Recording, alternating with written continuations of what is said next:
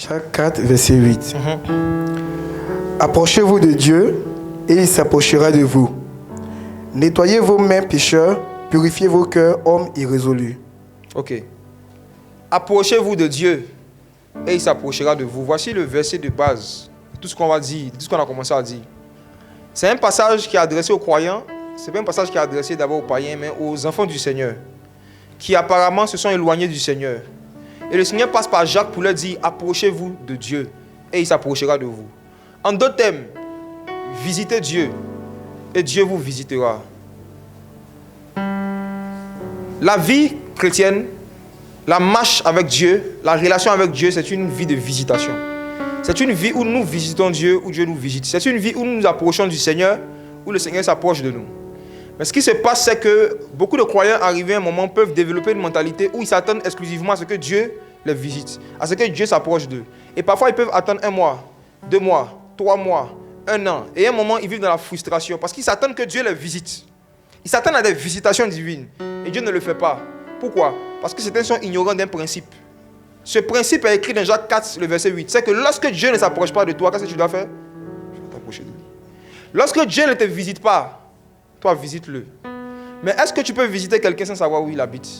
Est-ce qu'on peut visiter quelqu'un dont on ne sait pas exactement où le trouver? Donc, le but de ce message, c'est de pouvoir aider chacun à pouvoir savoir où croiser Christ. Que faire pour croiser la présence vivante de Jésus? La présence réelle de Jésus. Lorsque nous traversons une période où la présence de Jésus ne vient plus à nous, approchons-nous du Seigneur et il s'approchera de nous. Amen. Donc, on a parlé longuement dans la première partie des hommes qui se sont approchés du Seigneur, qui ont visité Dieu littéralement, qui sont allés chercher le Seigneur quand le Seigneur ne les cherchait pas. Et lorsque Dieu voit qu'un homme s'approche de lui, automatiquement Dieu répond par une visitation. On voit ça dans la parabole du fils prodigue. La Bible dit qu'il y avait un homme qui avait un enfant. Cet enfant est venu le voir, il dit, Père, donne-moi mon héritage, alors que le père était encore vivant. Le père lui a quand même donné. Et l'enfant a décidé d'aller dans le monde pour aller gaspiller l'héritage en question. Et qu'est-ce qui s'est passé? Alors, excusez-moi, avant qu'on continue, j'avais oublié quelque chose d'important. Il s'est trouvé que, après le dernier programme, on a constaté, en travaillant sur la vidéo, qu'il y a beaucoup de personnes qui se baladaient comme ça, pendant la prédication, ou bien pendant qu'on est en train de prier pour des personnes. Et parfois même, il y en a même qui rentrent par la porte ici, qui rentrent par là. Et peut-être que ça ne les dérange pas, mais nous, ça nous dérange. Donc, on a pris 2 mesures. J'avais oublié de dire ça. Si vous voulez sortir, pour un besoin urgent, si c'est vraiment urgent, ça ne peut pas attendre après la fin, vous voulez sortir, passez par les rangées d'à côté. Ne passez pas au milieu ici. Passez par derrière comme ça. Vous demandez aux gens qui sont là-bas de pousser les chaises, de pousser, vous allez passer par derrière. Si c'est vraiment urgent, passez par les rangées. La première chose. Et la deuxième chose, nous vous recommandons vivement, si vous n'avez pas vraiment un besoin urgent, très urgent, d'éviter de vous déplacer comme ça parce que ça indispose certaines personnes qui n'ont pas forcément parlé, vos voisins et tout ça. Et pour régler tout ça, c'est simple. Aujourd'hui, c'est le dernier programme qu'on va faire dans cette salle. On a trouvé une salle plus grande. On sera là-bas.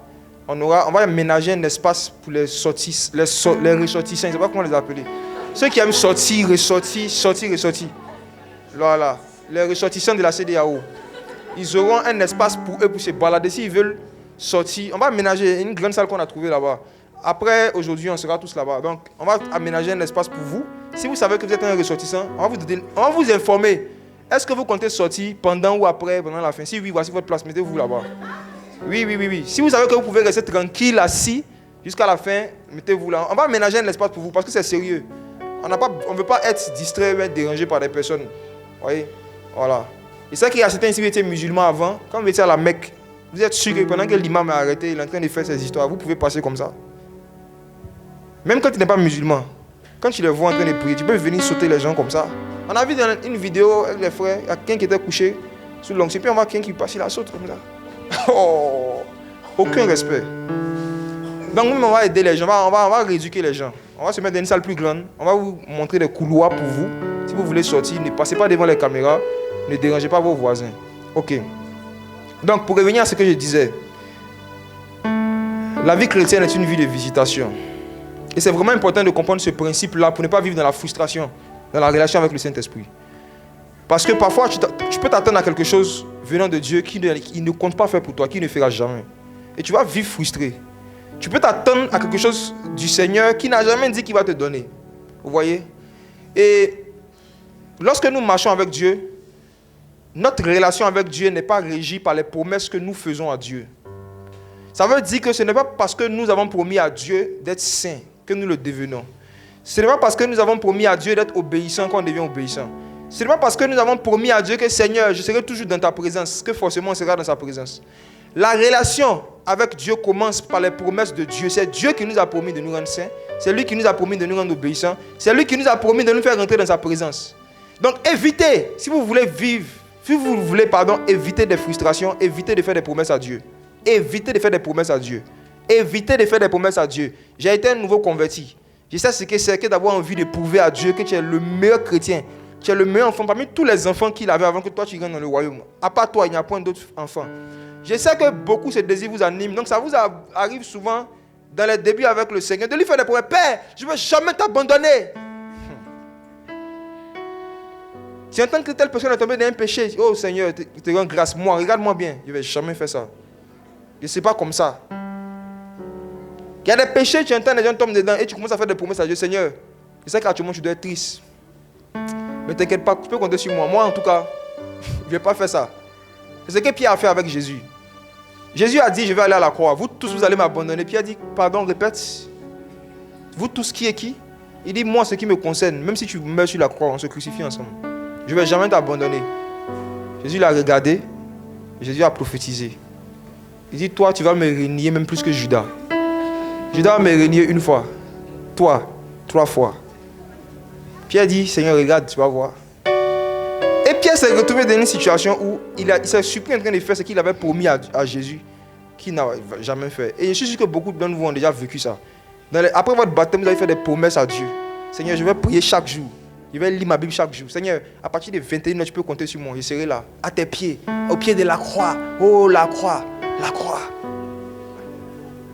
Maintenant, plus les mois passent, les années passent. Dieu me fait exprès, je donne insomnie. Il fait exprès. Il fait exprès, il permet qu'à certaines heures, tu n'as pas sommeil. Tu as oublié le pied de la croix. Tu restes au pied de ton lit. Frères et sœurs, ne faites jamais de promesses à Dieu. Si vous voulez vivre quelque chose avec Dieu, et si vous voulez que Dieu fasse quelque chose pour vous, l'attitude à avoir, c'est de chercher dans sa parole. Est-ce qu'il n'y a pas une promesse dans les Écritures? Est-ce qu'il n'y a pas une promesse de Dieu qui règle le problème que j'ai? Et vous devez prier sur la base de la promesse que Dieu vous a faite dans sa parole. Je réponds. Quand vous avez un problème, vous devez connaître la promesse de Dieu qui correspond à votre problème. Vous devez chercher ça dans les Écritures. Trouvez la promesse en question. Et priez sur la base de cette promesse. Dites, Père, tu as dit ici que tu feras telle chose. S'il te plaît, fais-le. Le premier jour, quand on priait pour les malades, j'ai dit aux gens, regardez ce qu'on va faire. Avant de prier, Jésus a dit qu'il a porté vos péchés, il a pris vos maladies. Si vous croyez en ça, dites-lui merci pour vos maladies que vous sentez dans vos corps qu'il a portées. Priez. Ceux qui croyaient vraiment, vous savez, la foi, c'est la démonstration des choses qu'on ne voit pas. La foi, c'est la démonstration des choses qu'on ne voit pas. Tu peux même voir une boule sur ton corps. Tu veux que cette boule-là disparaisse. Tu regardes dans les Écritures. L'Écriture dit que Jésus a pris ta maladie. La parole dit que cette boule-là, Jésus a déjà pris. Est-ce que tu crois en ça? Il a pris, mais c'est encore sur toi. Mais est-ce que tu crois qu'il a pris? C'est ça la difficulté de la foi. Si tu crois, tu dois démontrer ça. Tu ne vois pas encore la guérison. Mais la foi, c'est la démonstration des choses qu'on ne voit pas. Tu dois démontrer dans tes paroles, dans ton attitude que tu crois. Et comment tu vas démontrer? Tu vas dire, Seigneur, merci. Parce que je sais que cette boule n'est plus là. Je sais que dorénavant, je peux bouger mon pied. Je sais que je peux. Parce que tu as pris. Et plus tu mets ta foi en la parole, tu vas constater que la boule va disparaître. Oui. Oui. Je connais quelqu'un qui était venu du Canada à la retraite. Il avait une boule sur son bras. On a eu un moment, une soirée de louange. Comme on a eu ce matin. Mais plus intense, quoi. Quand il a fini de louer le Seigneur, je me souviens même le jour où il faisait les pas, il faisait sa main comme ça. Quand il a fini, après la louange, la boule a disparu. Ça m'a conforté de ma position. Ce n'est pas la prière qui guérit les malades, c'est la présence de Jésus. C'est la présence de Jésus. Chers malades, soyez patients. Et mettez votre foi dans la présence de Jésus. Et quand nous allons commencer à parler de la guérison aujourd'hui, démontrez ce que vous ne voyez pas. La foi, c'est la démonstration des choses qu'on ne voit pas. Une ferme assurance de celle qu'on espère. J'espère que cette maladie-là partira de mon corps. J'ai la ferme assurance qu'elle partira. Je ne me dis pas que peut-être ça va partir. Je dis ça partira. Je ne connais pas le temps. Je ne sais pas quand. Mais j'ai la ferme assurance des choses que j'espère, la foi. Cette femme qui a visité Jésus, dont je vous ai parlé la dernière fois, la femme qui avait la perte de sang depuis 12 ans, Jésus partait visiter Jairus. Elle partait visiter Jésus. Jésus passait. Elle a dit, je n'ai pas besoin que Jésus prie pour moi. J'ai compris que ce n'est pas la prière qui guérit, même pas la prière de Jésus, même pas la prière de Jésus. C'est la puissance. Et là où il y a la puissance, il suffit juste que je mette ma foi dans la puissance, je peux vivre n'importe quoi. Elle dit, je sais que si je touche même le bord de son vêtement, il serait guéri. La ferme assurance des choses qu'on espère. Elle avait la ferme assurance que si elle touche une partie de l'onction, juste un peu, dans la guérison, personne ne lui a enseigné ça, c'est la foi. Et quand elle a fait ça, Jésus a dit, qui m'a touché? Ses proches lui ont dit, Seigneur, tout le monde te touche ici. Beaucoup de gens te touchent. Comment tu peux dire qu'il m'a touché? Le Seigneur dit, non, il a touché et touché. Il y a des gens qui me touchent par habitude. Il y a des gens qui me touchent par la foi. Il y a des gens qui s'approchent de moi comme un petit copain, comme c'est le cas de beaucoup de chrétiens évangéliques. Jésus est mon ami. Il a parlé de ça aux gens au Cameroun. Il a dit, continuez de considérer dans votre tête et dans vos comportements Dieu comme un pote, comme un ami. Venez en retard. Quand il est présent quelque part, il vous attend. Quand vous venez dans sa présence, ne l'adorez pas. Asseyez-vous comme des rois. Regardez ceux qui adorent Dieu, louez. Et puis à la fin, attendez voir ce que Dieu vous exauce. Continuez. Si c'est le même Dieu qu'on prie là, si c'est le même Dieu qui est dans la Bible qu'on prie, il dit, j'honore ceux qui m'honorent. Tu déshonores Dieu déjà par tes actes, par tes actes. Ne t'attends pas à vivre des grandes choses avec Dieu. Tu vas te fatiguer, tu vas perdre ton temps. Jésus n'est pas notre ami. Jésus n'est pas notre ami. Frères et sœurs, le concept selon lequel tous les enfants de Dieu sont des amis de Dieu, c'est une fausse doctrine, c'est anti-biblique. Je m'explique. La Bible nous parle d'un homme qui s'appelle Abraham. La Bible dit qu'Abraham crut en Dieu et il fut appelé ami de Dieu. Abraham n'a pas appelé Dieu son ami. C'est Dieu qui a appelé Abraham mon ami. Abraham ne s'est pas levé de lui-même pour dire Dieu est mon ami. Non. C'est Dieu lui-même qui a dit à Abraham, je te considère maintenant comme mon ami. Et après quoi? Après des années de marche. Après que Dieu lui a demandé de sacrifier son fils unique Isaac, qu'il a accepté. C'est après ça que Dieu lui a dit, je sais maintenant que tu crains Dieu. Donc même Abraham, le père de la foi, ce n'est pas dans les débuts de sa marche avec Dieu qu'il est devenu ami de Dieu. C'est des années après que sa foi et son honneur, son respect pour le sacré a été éprouvé. Et après ça, Dieu dit, tu es mon ami. Et vous allez voir dans la parole que quand Jésus aussi, il vient sur la terre, il prend ses disciples, il marche avec eux pendant des années. Et quand ils arrivent près de 3 ans après, Jésus leur dit, je ne vous appelle plus serviteurs, je vous appelle mes amis. En d'autres termes, quand on avait commencé à marcher ensemble, vous n'étiez pas mes amis. Vous qui êtes les nouveaux convertis, vous qui n'avez même pas 5 ans de conversion, mais qui dans votre tête, vous pensez que Dieu est votre pote. Et ça se voit dans vos comportements avec les choses de Dieu. Je vous dis, si vous continuez comme ça, vous n'allez pas faire long feu dans la foi. Ou du moins, votre vie chrétienne va ressembler à tous ceux que vous appelez les rétrogrades. Un rétrograde, ce n'est pas quelqu'un qui ne vient plus à l'église. Un rétrograde, ce n'est pas quelqu'un qu'on ne voit plus dans les lieux de prière. Un rétrograde, c'est quelqu'un qui ne peut plus entendre la voix de Dieu et qui ne peut plus avoir d'expérience personnelle avec Dieu. C'est ça, rétrograder. Donc tu peux rétrograder sans te déplacer, sans sortir de l'église. Tu peux rester dans l'église et tu n'as plus d'intimité avec le Seigneur. Tu n'entends plus la voix du Seigneur. Tu ne sens plus la présence du Seigneur. Tu ne vis plus Dieu. Tu ne reçois zéro songe, zéro vision. Tu es rétrograde. Tu as rétrogradé. Tu es revenu en arrière. Toi qui avais été enlevé par Jésus du monde des morts qui n'entendent pas, qui ne voient pas, qui ne sentent pas. Jésus t'a emmené à la vie pour que maintenant tu puisses entendre Dieu, tu puisses voir Dieu, tu puisses sentir Dieu. Tu ne vis plus ça. Tu as rétrogradé. Spirituellement, tu as rétrogradé. Tous tes sens spirituels sont éteints. Tu sens rien, tu n'entends rien, tu ne vois rien, c'est la mort. Et pourquoi beaucoup de gens rétrogradent? Parce qu'ils considèrent Dieu comme leur ami trop tôt. Et ça se voit dans leur manière de traiter Dieu, que ce soit dans leur intimité ou même publiquement dans les choses du Seigneur. Dieu éprouve toujours un homme pendant des années avant de lui donner ce titre-là. Faites attention à vos cantiques là.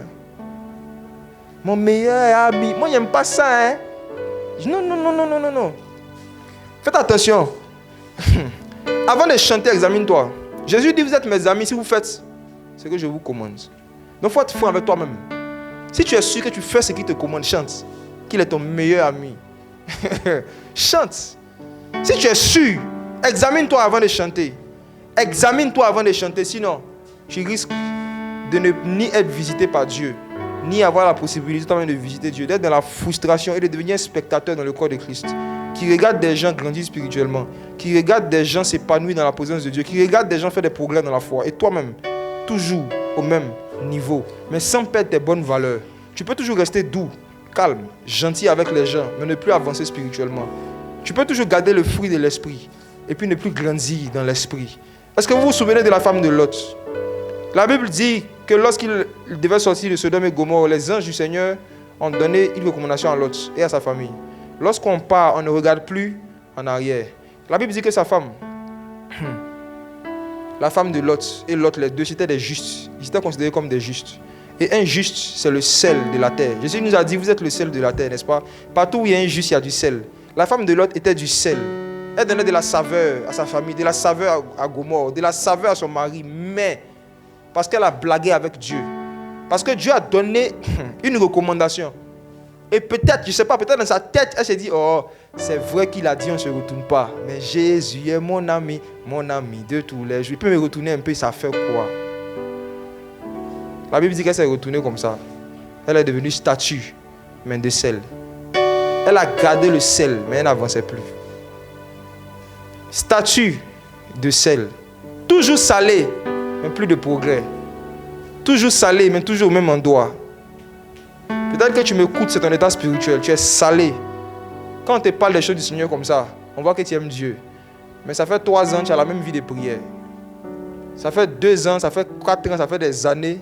Tu as la même compréhension de la Bible, tu as la même compréhension. Au point où maintenant tu lis, tu ne comprends plus rien. Même la Bible est fatiguée de toi.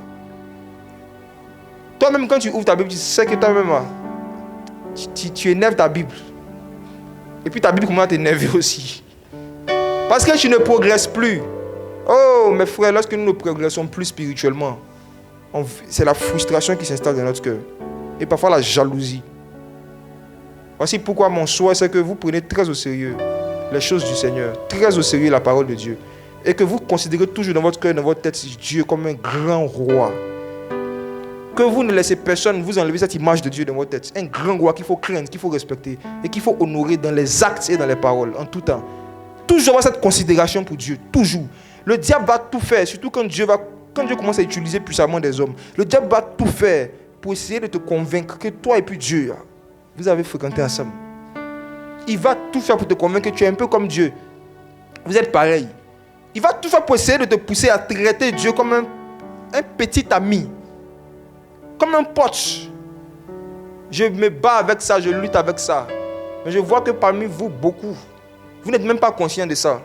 Que dans vos attitudes, dans vos manières de faire les choses de Dieu, Dieu est votre pote. Craignons Dieu. Amen.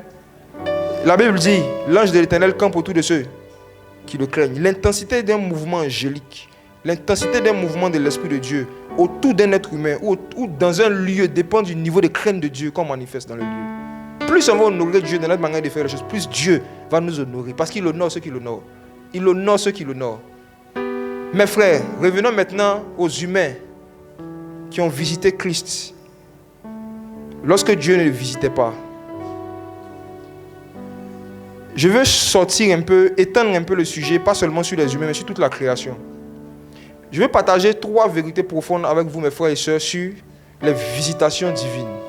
La première vérité, c'est que Dieu, nous ses enfants, il nous visite chaque matin et chaque soir. Je vais leur donner la définition que j'ai donnée la dernière fois. Une visitation de Dieu, c'est une manifestation particulière de la présence de Dieu auprès d'un être humain. Une manifestation de la présence de Dieu qui n'était pas là dans les secondes auparavant, dans les heures auparavant, dans les mois auparavant. Les hommes aussi dans la Bible disaient que Dieu les a visités lorsque Dieu répondait à un de leurs problèmes d'une manière surnaturelle. Que ce soit un problème de nourriture, un problème de santé physique, n'importe quel problème que tu as dans ta vie. Quand Dieu résout le problème miraculeusement, on dit « Oh, Dieu m'a visité ». Les gens disaient que Dieu les avait visités quand Dieu faisait un miracle pour eux. Et on disait aussi que Dieu visitait son peuple lorsque Dieu prenait une forme particulière. Lorsque la gloire de Dieu, la puissance de Dieu se manifestait d'une manière qu'on n'avait pas l'habitude de vivre. Les gens disaient Dieu m'a visité. Et voici, Dieu ne visite pas seulement les hommes, il visite aussi la création. Toute la création. Mais on va commencer d'abord sur les hommes. Dieu nous visite chaque matin et chaque soir. On va lire le verset qui le dit. Allons dans Job. Job chapitre 7, verset 17 à 18. Le jour où Jésus va te dire tu es mon ami de tous les jours. À ce moment-là, tu peux commencer à chanter le cantique sans avoir peur. Job chapitre 7, le verset 17, J'insiste. 17 à 18. J'insiste. Parce que je vois quelqu'un qui a beaucoup chanté des cantiques cette semaine qui a attristé le Saint-Esprit. La personne pensait qu'il louait Dieu. Beaucoup de cantiques où tu disais que, où les paroles ont dit Dieu est mon ami, alors que tu es désobéissante vis-à-vis du Seigneur. C'est une sœur. Mais quand le cantique passe, il dit, hey, ça c'est mon chant, mon meilleur. Tu as attristé le Saint-Esprit. Jésus dit, vous êtes mes amis si vous faites ce que je vous commande. Jean 7, allons-y. Jean 7, verset 17. Qu'est-ce que l'homme... Job 7, verset 17. Oui. Qu'est-ce que l'homme pour que tu en fasses tant de cas, pour que tu daignes prendre garde à lui, pour que tu le visites tous les matins, pour que tu l'éprouves à tous les instants. Ok. Dieu nous visite à quel moment? Tous les matins. Tous les matins. Tous les matins. Qu'on le sente ou qu'on ne le sente pas. Tous les matins. Tous les matins. Frères et sœurs, si vous avez remarqué, dans la plupart des religions qui ne prient pas Jésus-Christ, qui ne glorifient pas Jésus, on encourage les adeptes à prier le matin. Tôt le matin. En général, ils disent avant le lever du soleil. Ce ne sont pas des principes anodins. T'as dit quoi? Ça ne veut pas dire que Dieu est plus présent à 4h qu'à 8h. Mais, il y a quelque chose qu'on appelle une atmosphère. Une atmosphère, c'est un environnement spirituel. C'est l'état spirituel d'un endroit ou d'un lieu. Et il se trouve qu'en général, les matins sont des périodes privilégiées dans le monde des esprits où il y a beaucoup d'activités spirituelles. Les matins. Les matins, il y a beaucoup d'activités spirituelles. Contrairement à ce que nous pensons, il y a plus d'activités spirituelles les matins que la nuit. Et j'en ai parlé la dernière fois, je en parle encore aujourd'hui. Psaume 91. Le Seigneur dit que celui qui repose à l'ombre du Très-Haut, on connaît le psaume. Le Seigneur maintenant dit après que si tu es dans cette protection, cette atmosphère, tu ne craindras pas les flèches qui volent le jour. Le jour. Les flèches qui volent le jour. Ni les terreurs de la nuit, ni les flèches qui volent le jour. Parce que qu'est-ce qui se passe? C'est la nuit, effectivement, que les ennemis préparent les flèches. Et le jour, ils tirent les flèches. La nuit, ils prennent ça pour faire réunion. Les anciens sorciers convertis à Jésus, est-ce que vous pouvez me confirmer ça? En général, ils prennent les nuits pour planifier ce qu'ils vont faire le jour. Donc c'est le jour même qu'on attaque. Ce n'est pas la nuit vraiment. C'est le jour. Voici pourquoi le Seigneur dit de ne pas craindre les flèches qui volent le jour. Les flèches volent le jour, mais sont fabriquées la nuit. Donc, commencer sa journée en visitant Dieu et en étant visité par Dieu, c'est la meilleure chose, la chose la plus intelligente qu'un humain, encore plus un chrétien peut faire. Commencer sa journée par la prière. Commencer sa journée par un temps de communion avec Dieu, même si c'est 2 minutes, je vous dis la vérité, même si c'est 2 minutes, ce n'est pas beaucoup d'heures. Mais le fait d'être conscient que il est écrit dans la parole que Dieu nous visite le matin. Ça veut dire que le matin, Dieu a une prédisposition à nous faire vivre des expériences particulières le matin.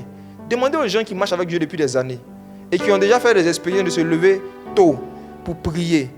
Le type d'expérience que tu peux vivre quand tu te réveilles tôt pour communier avec Dieu, c'est un peu plus profond que ce que tu peux vivre quand tu ne fais pas de sacrifices de temps. Et que c'est quand tu as du temps libre comme ça que tu donnes ça à Dieu. Je lisais hier un docteur qui disait qu'il y a une différence entre servir Dieu et rendre service à Dieu. Et il disait que quand tu sers quelqu'un, tu te mets à son entière disposition et tu es disposé à faire les sacrifices que la personne veut que tu fasses pour lui faire plaisir. Mais quand tu rends service à quelqu'un, tu fais la chose en fonction de tes humeurs, de ton temps libre, de ta disposition. Tu fais ça quand tu veux, comme tu veux. Et quand j'ai lu ça, j'ai dit, mais oui, c'est ce que nous faisons souvent. On rend service à Dieu en priant quand on peut. On dit, Seigneur, je suis occupé la journée. Si j'ai du temps libre, je vais prier. Qui reconnaît que c'est comme ça, il vit avec Dieu? Levez vos mains, ne mentez pas sans parler. Soyez francs avec moi. Levez vos mains. Qui reconnaît que c'est quand il peut? Qui prie? Ok. J'étais comme ça. Hein. J'étais comme vous pendant des années. Je ne suis pas mieux que vous. Mais je dis, Dieu nous visite chaque matin. C'est écrit, non? Merci beaucoup. Dieu nous visite Chaque matin, pensez à ça, notez ça quelque part. Je vous en supplie, méditez le verset, je n'aurai pas le temps de le commenter beaucoup. Méditez dessus. Voici des hommes qui savaient ces choses. Chaque matin. Et comme mon frère Clément du Cameroun me l'a dit quand on était là-bas, il a dit que on avait l'habitude de penser avant que l'onction ressemble à la sorcellerie. Or, c'est la sorcellerie qui ressemble à l'onction. Parce que l'onction existait avant la sorcellerie. Le royaume des cieux existait avant le royaume des ténèbres. Le royaume des ténèbres a commencé son business des années, des millénaires après la création du royaume des cieux. Et Satan et ses démons n'ont fait qu'imiter Dieu dans beaucoup de choses qu'ils ont vu Dieu faire quand ils étaient avec lui. Donc cette habitude même de pousser les adeptes à prier le matin, ils ont vu ça ici, chez Dieu. Ils ont vu que Dieu visite tous les matins ses enfants. Et aussi ils ont dit on va visiter nos enfants aussi à 5 heures. Je ne suis pas en train de dire que, je répète, j'insiste, je ne suis pas en train de dire que il faut forcément se lever tôt le matin pour prier chaque jour. Mais je dis, l'Écriture dit que Dieu nous visite les matins. Donc les matins, il y a une prédisposition particulière que Dieu a de nous faire vivre des expériences particulières. Donc ceux que ça intéresse, ils sont invités le matin. Ceux que ça intéresse. Ceux que ça intéresse. Et ne vous levez jamais et sortez de la maison pour aller faire quoi que ce soit si vous n'avez pas prié. Si vous n'avez pas rendu grâce à Dieu, ne serait-ce que lui dire merci. Pour ce souffle de vie là, même cette force là que vous avez de vouloir sortir, ne faites jamais cette bêtise. C'est de l'ingratitude notoire. Parce qu'on ne sait pas que se réveiller le matin, c'est un miracle. Lorsqu'on n'a jamais connu un proche qui a dormi à côté de nous et qui ne s'est pas réveillé, on ne sait pas que se réveiller le matin en bonne santé, c'est un miracle. Lorsqu'on n'a jamais vécu des expériences où la veille tu allais très bien, et puis tu vas te coucher, tu te réveilles le matin, on dirait qu'ils ont tiré sur toi. Tu te réveilles le matin, tu es malade, alors que la veille, tu allais très bien. C'est là que tu vois que se réveiller en bonne santé, c'est une grâce de Dieu. Tu ne peux jamais savoir que même la faculté de mâcher des aliments, c'est la grâce de Dieu. Si tu n'as jamais eu une maladie où ta mâchoire est bloquée, tu ne peux pas manger. Tu ne peux pas savoir que la faculté de sentir même les odeurs, c'est la grâce de Dieu. Si tu n'as pas eu Covid quelque chose, ou tu n'arrives pas à sentir le goût et les odeurs des aliments pendant des mois. Moi, je ne sais pas s'il y a eu le Covid ou pas, mais j'ai eu un truc où je ne sentais plus le goût des aliments l'année passée. Mais j'ai souffert. Ceux qui aiment bien manger comme moi, qui préfèrent jeûner plutôt que manger quelque chose qui n'a pas de goût. Vrai ou faux? Tu mets tout ce que tu mets dans ta bouche a le goût de l'eau. Tout. Et tu vois les gens autour de toi, c'est très bon. Ça fait mal. C'est là que tu te rends compte que, attends, même la faculté de sentir les goûts que j'ai toujours eu là, je pouvais perdre ça aussi. Moi, je ne pouvais jamais m'imaginer que c'était possible de manger un aliment puis ne pas sentir le goût ni le parfum. Je ne peux pas m'imaginer ça. Mais on a vécu ça. Donc, dans les moindres choses, la Bible dit rendez grâce à Dieu pour toutes choses. Mais c'est des versets qu'on connaît par cœur, mais qu'on ne pratique pas assez. Surtout le matin. Quand on estime que, si je prie, si je lis ma Bible un peu, si je prie un peu, je serai en retard. Mieux vaut être en retard au travail qu'être en retard spirituellement.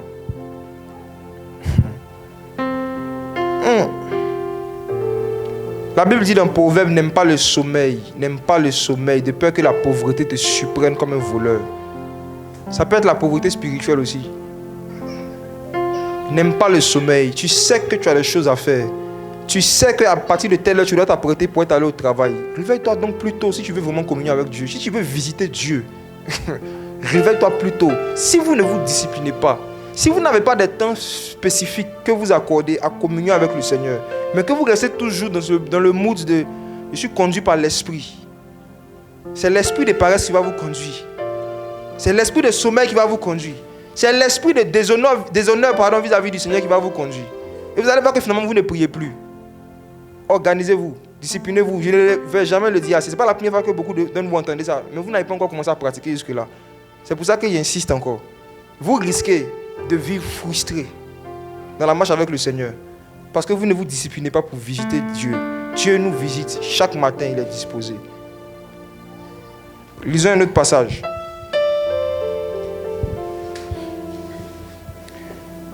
Regardons Psaume 17, le verset 3. Psaume chapitre 17. Psaume chapitre 17, le verset 3. Si tu sondes mon cœur, si tu le visites la nuit, si tu m'éprouves, tu ne trouveras rien. Ma pensée n'est autre que ce qui sort de ma bouche. David dit à Dieu, Si tu sonnes mon cœur, si tu le visites à quel moment? La nuit. Tu ne trouveras rien. Tout ce qui sort de ma bouche est toujours en conformité avec ce que je pense. Combien parmi nous pouvons parler comme ça à Dieu, comme David? Comme on dit chez nous en Côte d'Ivoire, qui a cœur? Si Dieu t'a parlé aujourd'hui, est-ce que tu peux lui dire, Seigneur, quand tu vas me visiter la nuit, tu vas te rendre compte qu'il n'y a rien dans mon cœur de mauvais. David. Que Dieu bénisse David. Moi, il y a des risques que je ne veux pas prendre pour le moment. Mais ce que je sais, c'est que Dieu aussi nous visite la nuit. Quand on dort, quand nous dormons. Et quelle partie de nous il visite? Notre cœur. Dieu vient la nuit regarder avec quoi tu allais dormir dans ton cœur. Tu as quoi à cœur pour aller dormir? Il nous prévient des années après en disant que si vous vous mettez en colère, ne péchez point. Que le soleil ne se couche pas sur votre colère. Ne donnez pas accès au diable. Allez dormir avec la colère dans son cœur. Allez dormir avec la haine dans son cœur. C'est l'un des moyens les plus efficaces de se faire envoûter par les sorciers. Ceux qui cherchent comment se faire envoûter par les sorciers, je vous donne un topo. Dormez avec la colère. Dormez avec la haine dans votre cœur vis-à-vis de quelqu'un. Vous serez visité. Ceux qui veulent que les sorciers les visitent, être visités par des démons. Allez dormir avec un cœur impur. La Bible dit dans Matthieu 5, heureux ceux qui ont le cœur pur, car ils verront Dieu. Donc ceux qui ont le cœur sale, ils voient qui? Ils voient qui? Quel Dieu? Oui, ils voient un Dieu. Mais lequel? Le diable. Malheureux ceux qui ont le cœur sale, car ils verront le diable. Dieu nous visite la nuit. Et regardez ce qui se passe. Vous allez comprendre beaucoup de vos songes tout de suite. Regardez. Dieu peut venir regarder ton cœur. Il voit que il y a encore le désir de te battre. Il y a encore l'amour des coups de poing. Pour te rendre conscient de ça, pour que tu cherches à purifier ton cœur, il te donne un songe. Où tu te vois dans le songe en train de te battre. Où tu vois dans le songe quelqu'un te provoque et ton âme réagit d'une certaine manière. Dans Job 33, la Bible nous dit que Dieu nous parle par des songes et qu'à travers les songes, Dieu nous révèle aussi nos iniquités. D'un songe, Dieu peut te montrer un caractère qui est caché en toi. Tu peux te voir en train de manifester un comportement dans un songe que tu as promis à Dieu dans la réalité de ne plus faire. Or, tu fais ça toujours dans le songe. C'est peut-être Dieu qui est en train de te dire que ça y est encore en toi. Tu penses que tu as renoncé à ça parce que tu n'as pas encore eu une opportunité, un contexte où on va voir si tu as renoncé à ça. Donc avant que le contexte arrive, humilie-toi devant Dieu et dis Seigneur, purifie mon cœur. David avait l'habitude de prier pour ça, comme dans Psaume 51. Quand tu identifies un mauvais caractère qui se manifeste en toi, tu dois prier pour demander à Dieu de purifier ton cœur. Tu ne dois jamais faire de promesses à Dieu pour dire Seigneur, je te promets que je ne vais plus faire. On ne prie pas comme ça. Tu vas finir comme Pierre. Tu risques de faire ça 3 fois avant que le coq ne chante 2 fois. Il ne faut pas de promesses à Dieu. On dit Seigneur, effectivement je reconnais que mon état, mais si tu le veux, tu peux me rendre pur. Si tu le veux, tu peux me rendre pur. Il y a des songes où on se voit en train de faire des choses. Et c'est Dieu simplement qui nous parle, qui nous dit regarde, dans ton âme. Parce que les songes, c'est ton âme qui réagit. Regarde comment ton âme se comporte. Il y a encore à l'intérieur de toi des émotions, des raisonnements qui peuvent te pousser à avoir ce caractère-là dans la réalité. Tu peux être une femme très souriante, très calme dans la réalité. Mais souvent tu fais des songes où quand toi-même tu vois ton comportement dans le songe, tu te réveilles le matin et tu te dis ah, c'est le vieil homme. Pas le vieil homme. Ça c'est mon passé. Dieu me montre il va te montrer ton passé en songe pour faire quoi? Ça répond à quelle logique? Pour rien comme ça, il va venir te montrer un rêve où il te dit regarde ce que tu te rappelles comment tu étais. Ça sert à quoi? Souvent, on pense qu'on se connaît alors qu'on ne se connaît pas. Et moins vous allez vous connaître, plus vous aurez du mal à connaître Dieu. Plus vous allez être ignorant de vos propres défauts, de vos caractères que Dieu doit changer, plus vous aurez du mal à comprendre le caractère de Christ. Dans le monde spirituel, le niveau de vision le plus élevé que Dieu peut donner à un être humain, ce n'est pas la faculté de voir dans la vie des gens. Ce n'est pas la faculté de voir les maladies dans les corps. Ce n'est pas la faculté de voir les démons. Le niveau de vision le plus élevé, c'est la faculté de voir ses propres défauts, ses propres péchés. C'est difficile de voir ses propres péchés. Je vous dis, c'est difficile. C'est difficile. Et Dieu nous enseigne ça comment? À travers la manière dont il a placé les yeux physiques sur le corps humain. Regardez quelque chose. Est-ce que vous savez que lorsque nous transpirons, une bonne partie de la saleté que notre corps dégage va dans le dos? Est-ce que vous savez ça? Les parties qui transpirent le plus sur le corps, là, le dos en premier plan. Les aisselles, le dos. Et puis ici, ça c'est secondaire. Ce dos que nous avons, la saleté qu'on appelle la sueur, ça sort beaucoup là-bas. Vous voyez? Ok. Supposons qu'il y a une tache noire sur ton dos. Est-ce que tu peux savoir? Tu ne peux pas savoir. Parfois même tu as transpiré, le dos est mouillé, tu ne sais même pas. Lorsqu'il y a la saleté dans le dos, tu ne peux pas voir avec tes yeux physiques comme ça, parce que les yeux sont devant. Les yeux sont devant. Mais tes yeux peuvent voir le dos des autres. Et tu peux parler du dos des autres. Tu peux dire à quelqu'un, regarde, fais attention, hein, ton dos est un peu sale, là. Il y a une tache noire dessus. Et puis cette personne va dire, mais toi-même tu parles là. Et toi-même tu vois ton dos. Et tu peux prendre ça mal. Tu peux dire, mais moi je voulais juste t'aider. Hein. On dit, oui, j'ai compris ton aide, mais moi je vais t'aider aussi. Ce que tu me reproches là, tu as la même chose. Et si tu n'es pas humble, tu peux avoir l'impression que c'est parce que tu as dit à la personne que son dos est sale qui t'a dit pour toi, oh ton dos a toujours été sale. Toi tu as parlé premier pour les autres, on te parle de pour toi, maintenant tu te fâches. C'est comme ça dans les relations humaines, on a des défauts. La plupart de nos défauts, nous ne les voyons pas, nous ne les connaissons pas. On a besoin des yeux qui sont différents de nos yeux pour nous aider à voir des défauts qui sont cachés. Il y a des défauts qui sont visibles, il y a d'autres qui sont très cachés. Et qu'est-ce que le Seigneur fait? Il a fait ça exprès pour nous enseigner que spirituellement c'est pareil. Tu peux avoir des défauts de caractère, des défauts de ton comportement. Et quelqu'un d'autre peut attirer ton attention dessus. Mais pendant que la personne est en train de te parler, la personne même qui te parle aussi ne voit pas son dos. Donc si tu veux, tu peux jouer au jeu de dire ok, moi je vais regarder pour toi aussi. Tu peux décider, quand quelqu'un te fait des reproches, de regarder chez la personne qui est en train de te parler lui-même qu'est-ce qui ne va pas chez lui, et puis lui faire des reproches aussi. Et malheureusement, c'est le choix que beaucoup de croyants font et ne grandissent pas spirituellement. Dieu peut te parler, Dieu peut passer par quelqu'un qui est pire que toi, qui fait pire que ce que tu fais, pour t'aider à arrêter de faire ce que tu fais. Est-ce que vous croyez en ça? Dieu peut passer par quelqu'un qui a le dos 2 fois plus sale que ton dos, pour laver ton dos. Ce qui serait sage de faire, c'est de dire merci, montre-moi mes défauts. Tu prends ce qu'il a dit, tu lui dis merci, tu t'arrêtes là. Même si tu vois pour lui, ne parle pas de ça dans ce contexte-là. Ça va ressembler à une riposte. Frères et sœurs, à travers les songes, Dieu peut nous donner la capacité de voir nos péchés cachés, nos défauts cachés dans nos propres songes. Je n'encourage pas trop les enfants de Dieu à aspirer seulement aux visions dans le but de voir la vie des gens. Faites comme Ésaïe dans Ésaïe chapitre 6. Il avait eu des visions sur les peuples, les nations que Dieu va juger. Et dans Ésaïe chapitre 6, il a eu une vision sur lui-même ses péchés. Quand il a vu Dieu, il dit, oh malheur à moi quand mes lèvres sont sales. La vision de ses propres péchés, c'est ce qui a changé le ministère d'Ésaïe. Mais depuis le chapitre 1, il disait aux gens, regardez comment Ésaïe chapitre 1 commence, elle menace. Ésaïe commence en menace, regardez, on va lire. Il dit, vous allez voir, Dieu va vous tuer. Le péché. C'est comme ça qu'on a commencé parfois nos foi aussi. Quand tu rentres dans la foi, tu vois le dos des gens seulement. Regardez Ésaïe chapitre 1. Verset 2.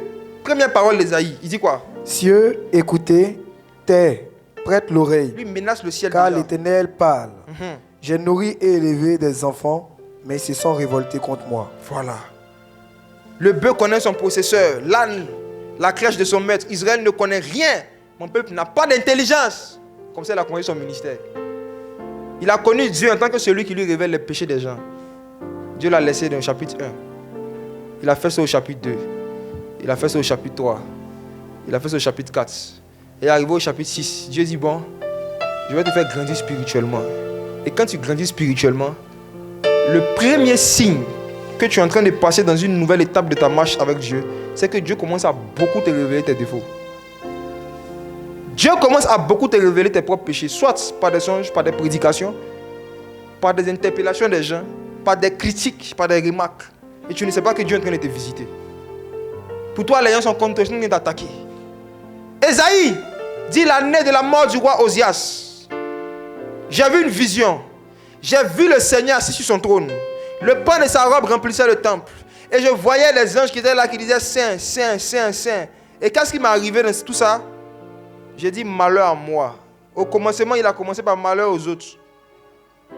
Quand il a vécu cette expérience de croissance spirituelle, malheur à moi, moi-même. Parce que mes lèvres sont impures et j'habite au milieu d'un peuple dont les lèvres sont impures. Et mes yeux ont vu le roi. Si on ne nous avait pas raconté la suite de l'histoire, beaucoup d'entre vous auraient pu penser qu'il a dit ça par humilité. Par humilité. Or, quand il a dit que mes lèvres sont impures, la Bible dit qu'il y a un ange du Seigneur qui a pris justement un charbon pour venir purifier les péchés du prophète. C'est avec ses lèvres-là, il prophétisait. Deuxième leçon, ce n'est pas parce que Dieu passe par toi pour interpeller des personnes que ceux sur quoi Dieu les interpelle, toi-même tu as fini avec ou tu n'es pas dedans.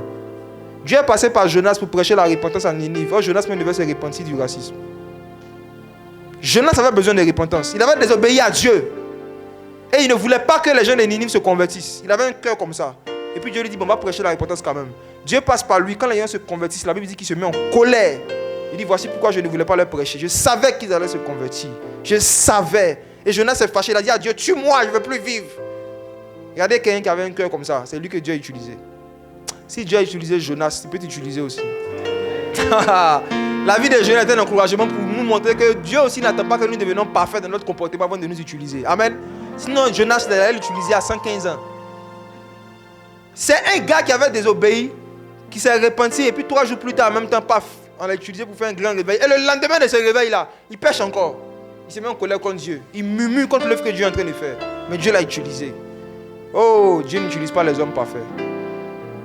Dieu utilise les hommes qui veulent devenir parfaits. Le Saint-Esprit n'utilise pas des gens qui ont atteint la perfection dans leur caractère. Voici pourquoi, si vous voyez quelqu'un, même qu'un prédicateur, qui fait certaines choses, gardez-vous, je vous conseille, gardez-vous de dire, comment un homme de Dieu peut faire ça? Sinon, Dieu risque de vous donner la réponse. Vous risquez d'avoir la réponse, de voir comment une femme de Dieu peut faire ça. Tu veux savoir, non? Dieu peut t'aider à savoir comment un homme de Dieu peut faire ça. Parce que toi-même, tu as dit que c'est un homme de Dieu. Tu n'as pas dit que c'est un homme Dieu. Et ce n'est pas un Dieu des hommes.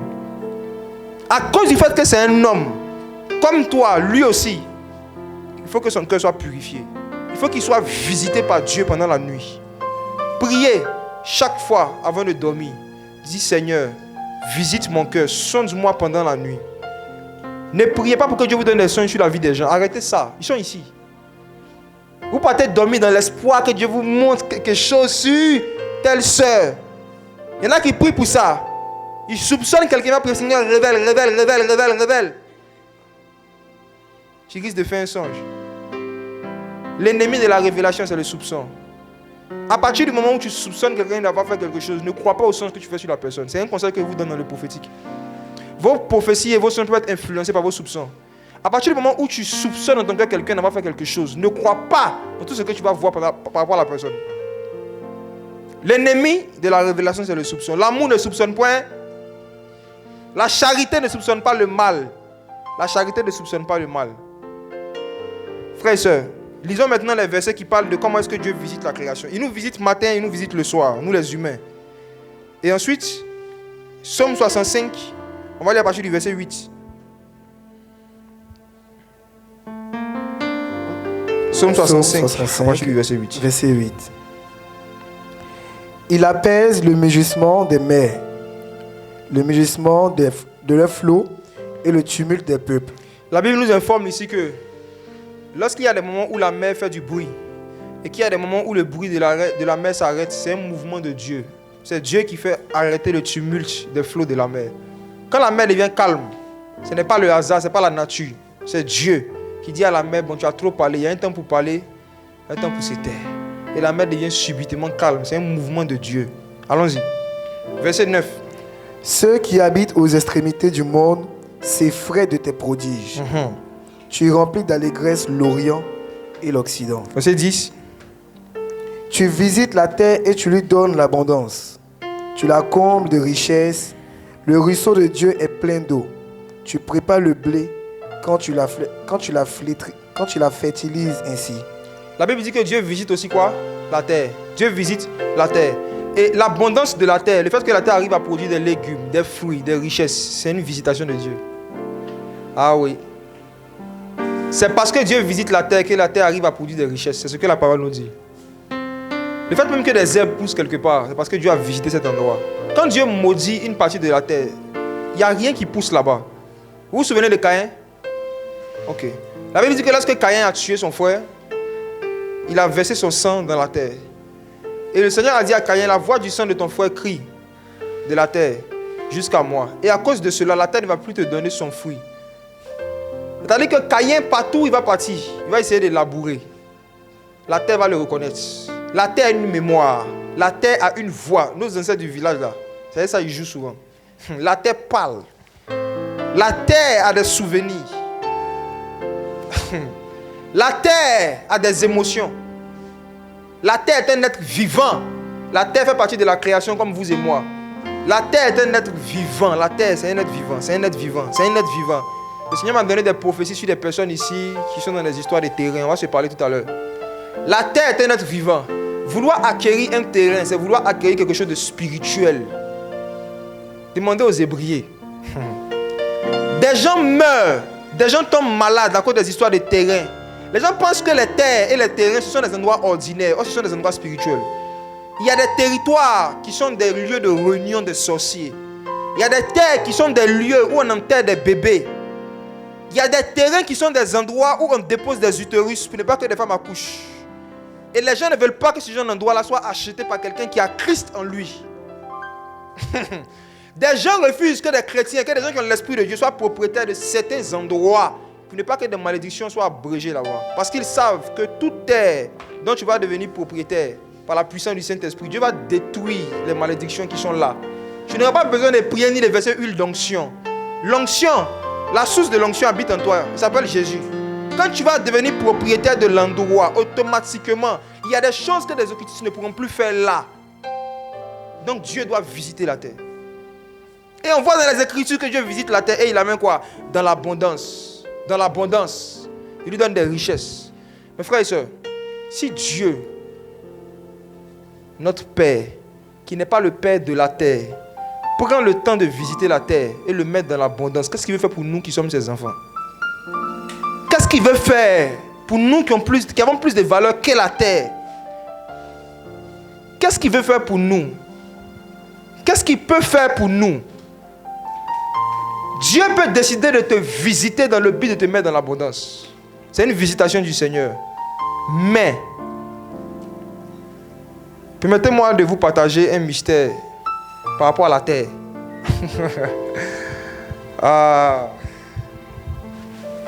Nous les Africains, vraiment, c'est des choses qu'on ne doit pas ignorer.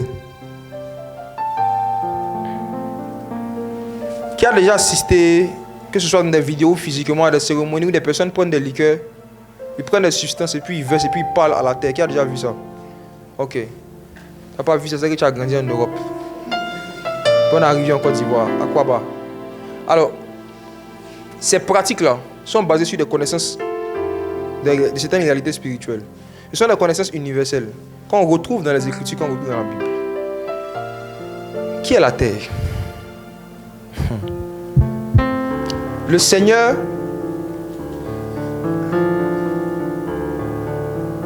a décidé souverainement de créer un espace différent du ciel. Un espace qui est différent du paradis. Où lui, le Seigneur, il pourra communier avec toute la création et avec l'homme en particulier. Et ce lieu-là, Dieu a appelé la terre. Et qui est la terre? D'où vient la terre? Comment est-ce que la terre a été créée? Est-ce que vous aimez les révélations de la parole de Dieu? La terre est sortie de l'eau. Vérifiez ça dans la Bible. La terre est un produit de l'eau. La terre est une duplication de la présence de Dieu. Regardons Genèse, chapitre 1. Genèse, chapitre 1. Lisons à partir du verset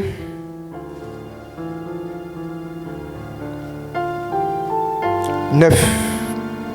Genèse, chapitre 1, verset 9. Dieu dit que les eaux qui sont au-dessus, que les eaux qui sont au-dessous du ciel se remplacent en un seul lieu et que le sec se rassemble en un seul lieu et que le sec paraisse, et cela fut ainsi. Verset 10.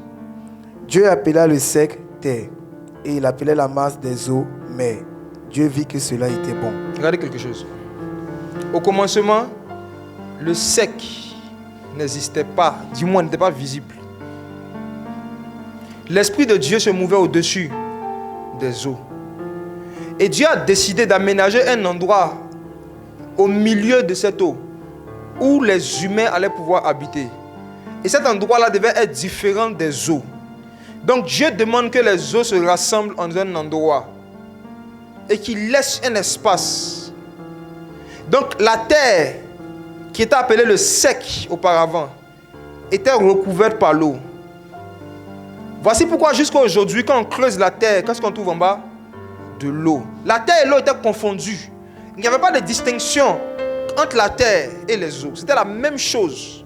Mais Dieu a décidé qu'il y ait un endroit qui soit un peu plus sec. Et les eaux se sont mises d'un côté. Et la terre est sortie de l'eau. Et qu'est-ce que Dieu annonçait comme ça? Regardez.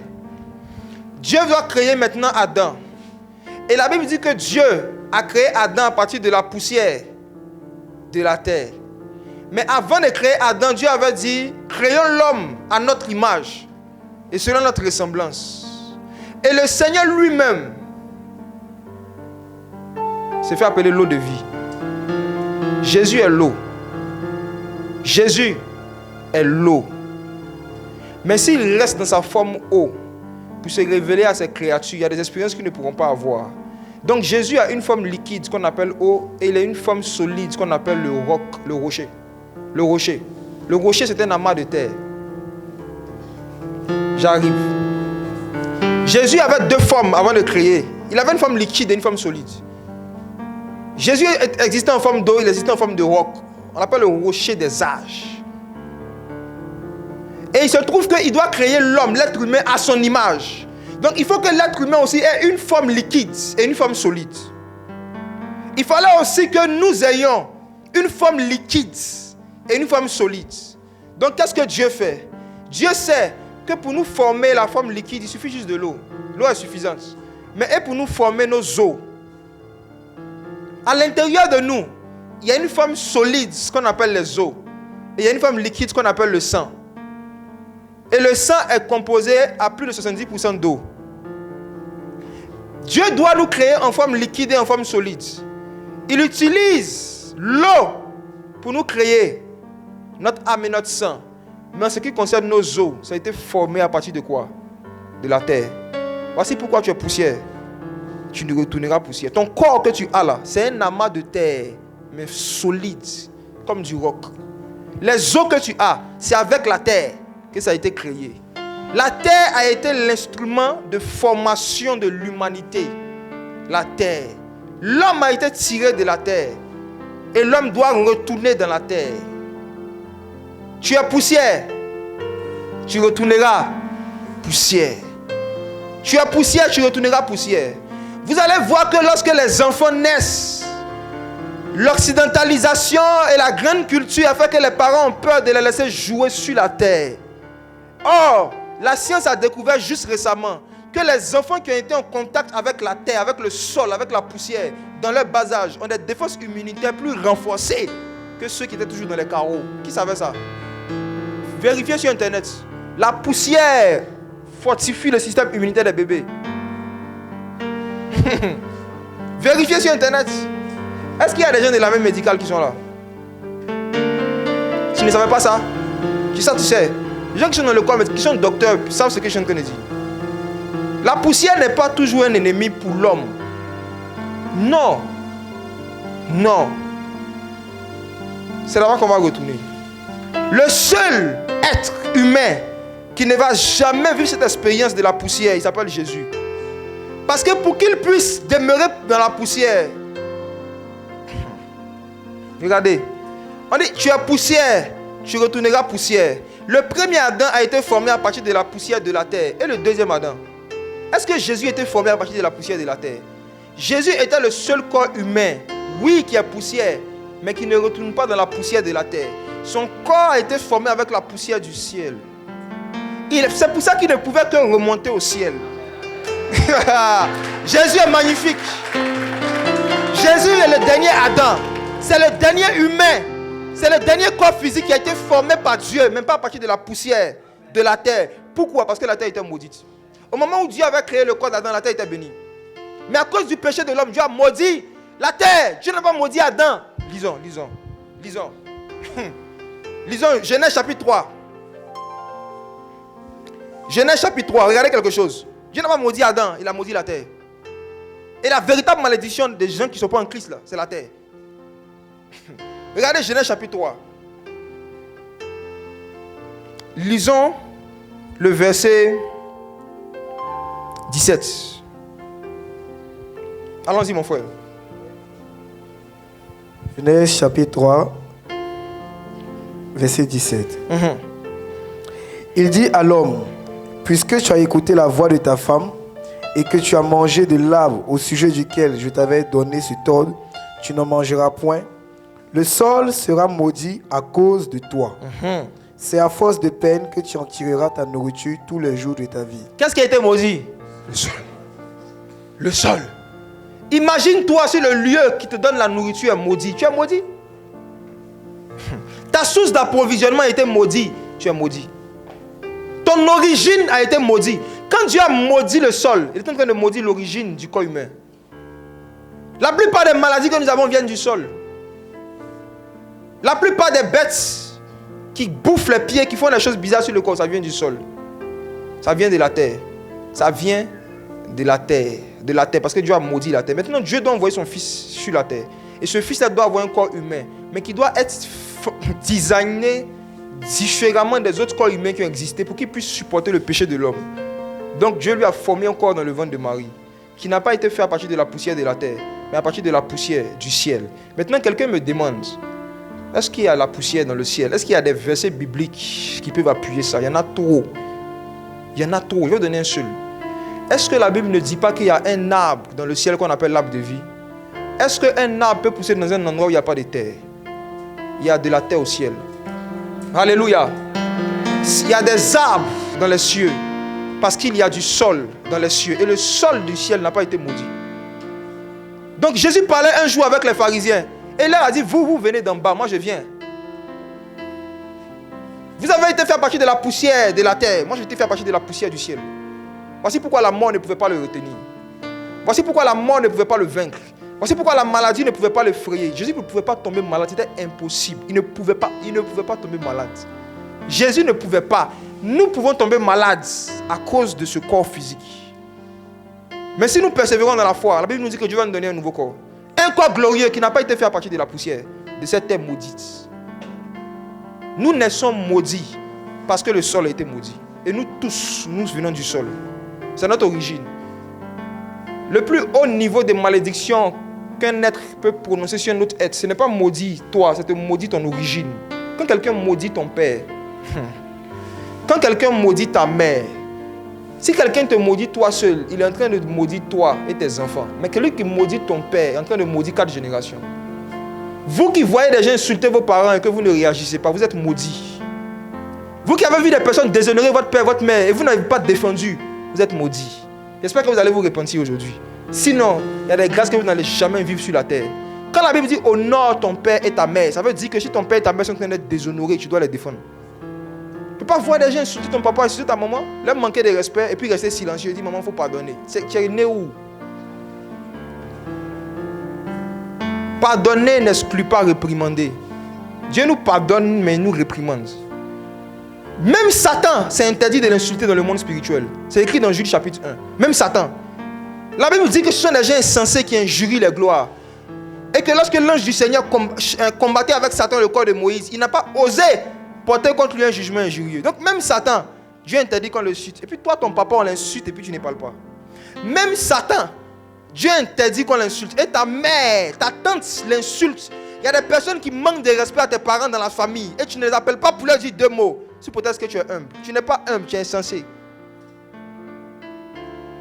On humilie ton père, on humilie ta mère et tu ne réagis pas. La Bible dit dans le livre de Proverbes que les pères sont la gloire des fils. J'ai eu un songe. J'étais en train d'avoir une conversation avec un ange du Seigneur qui m'expliquait des choses. Et il m'a montré ce verset. Les pères sont la gloire des fils. Et il m'a dit, tout ce que un fils fait à son père, c'est à sa propre gloire qu'il est en train de faire ça. Si tu déshonores des gens qui étaient des pères pour toi, tu déshonores ta gloire. Si des gens qui sont tes pères sont en train d'être rabaissés, c'est ta gloire qui est rabaissée. Et il m'a dit, si vous voyez des pères dans la foi qui chutent, c'est votre gloire qui est en train de chuter. Vous devez être triste. Quand vous entendez que tel pasteur, telle personne a chuté, si cette personne un jour vous a édifié, s'il a été un père, vous devez comprendre que c'est votre gloire qui est en train de tomber. Ce n'est pas un homme de Dieu, c'est une gloire de l'église. Les pères sont la gloire des fils. Il y a quelqu'un ici qui m'écoute. Il y a quelqu'un de la famille qui a manqué de respect à ton père et à ta mère. Devant toi, tu n'as pas réagi. C'est un affront. Ton silence a blessé ta mère. Ton silence a blessé ton père. Les parents s'attendent à ce que leurs enfants les défendent quand ils sont agressés. Les parents s'attendent à ce que leurs enfants prennent position pour eux quand les gens les attaquent. Et souvent, ces enfants-là, parce qu'ils ne veulent pas avoir de conflit avec des gens qui ne sont même pas leur origine, ils se taisent. Aujourd'hui, vous écoutez la parole de Dieu. Vous voulez être bénis. Honorez vos pères et vos mères. L'une des manières de les honorer, c'est de les défendre. C'est de les défendre. C'est de les défendre. C'est de les défendre. Est-ce que tu défends ton père? Est-ce que tu défends ta mère? Ou bien, tu restes toujours dans le silence. Et après, tu les prends de côté. Maman, il faut laisser. Il faut laisser. Maman va laisser, elle sera bénie. Toi, tu vas laisser, tu seras maudit. Parce qu'elle est ton origine. Elle est ta source. Tu es sorti d'elle. Et tu ne dois pas permettre que quelqu'un la maudisse sans que tu ne réagisses. Alléluia. Une autre vérité encore sur la terre. Lorsque les anges déchus ont été précipités du ciel, ils sont venus habiter sur la terre. Il n'y a aucun terrain qui n'est pas sous l'influence d'un esprit. Aucun.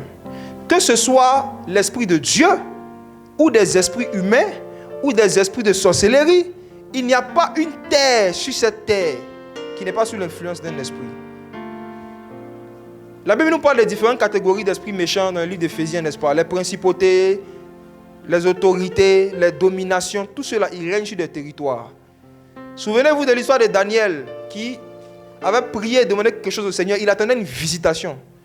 Et pendant qu'un ange venait le visiter de la part de Dieu, un démon qui était appelé le prince de Perse a bloqué l'ange de Dieu.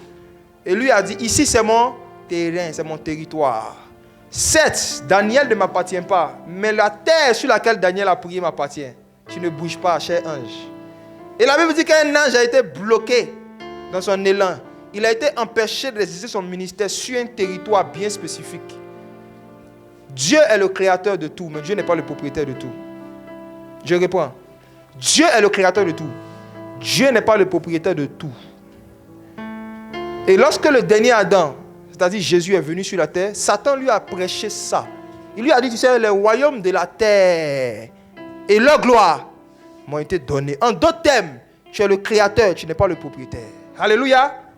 Il faut que comme Jésus, vous soyez conscient de ça. Dieu a créé des choses. Et la Bible dit dans Somme qu'il a donné la terre à l'homme. Et l'homme a donné la terre au diable par le péché. Il y a eu un transfert de propriété qui s'est fait à travers le péché. Un transfert de propriété. Et Satan a informé Jésus que le royaume de la terre m'a été donné. Si tu te prosternes et m'adores, je te donne. Et comme Satan l'a dit à Jésus, beaucoup de démons, beaucoup d'esprits impurs comme ça, dans des endroits, s'ils doivent donner la propriété d'un terrain à quelqu'un, il faut que ce soit un de ses adorateurs. Il y a des villages en Côte d'Ivoire. Il y a des endroits en Côte d'Ivoire. Tu ne peux pas être propriétaire terrien si tu n'adores pas le génie. Tu ne fais pas allégeance, tu ne fais pas des sacrifices au génie ou à l'esprit que les gens adorent dans le lieu. Parce qu'il dit que les royaumes du village m'ont été donnés. Les terres du village m'ont été données. Je ne les donne qu'à ceux qui m'adorent. Oh, toi, tu adores Jésus.